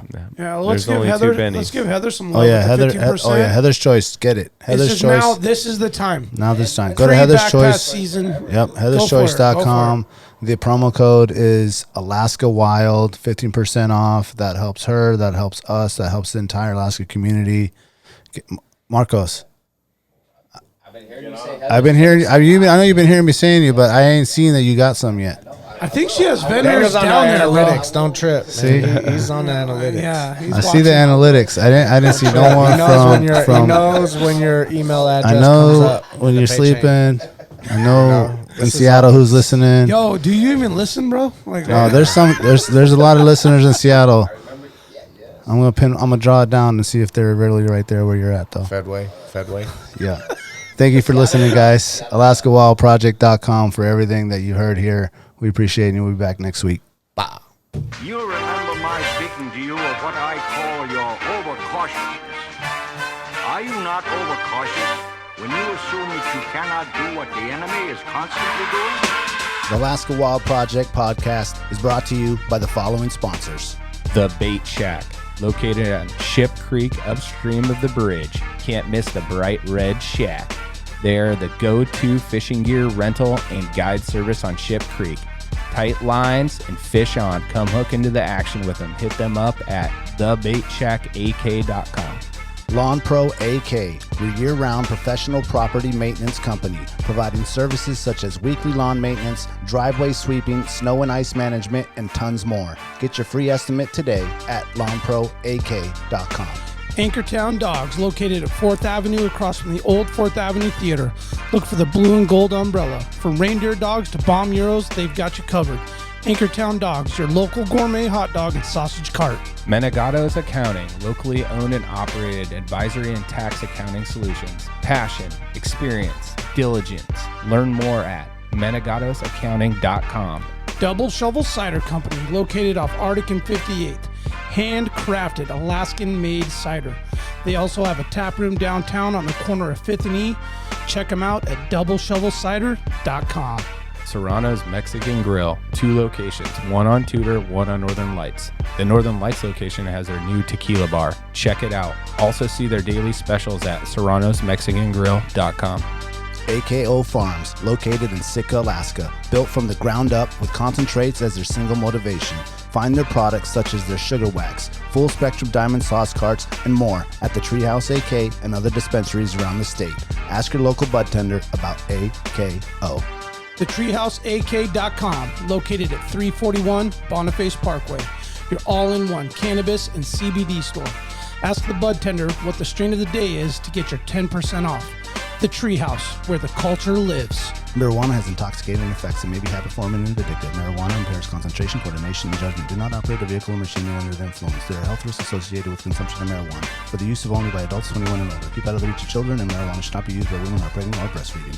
Tailored Restoration 24-hour emergency home services, helping Alaskans restore their dreams since 1972. Services include fire, water, mold, post-emergency cleaning, repair, and remodeling.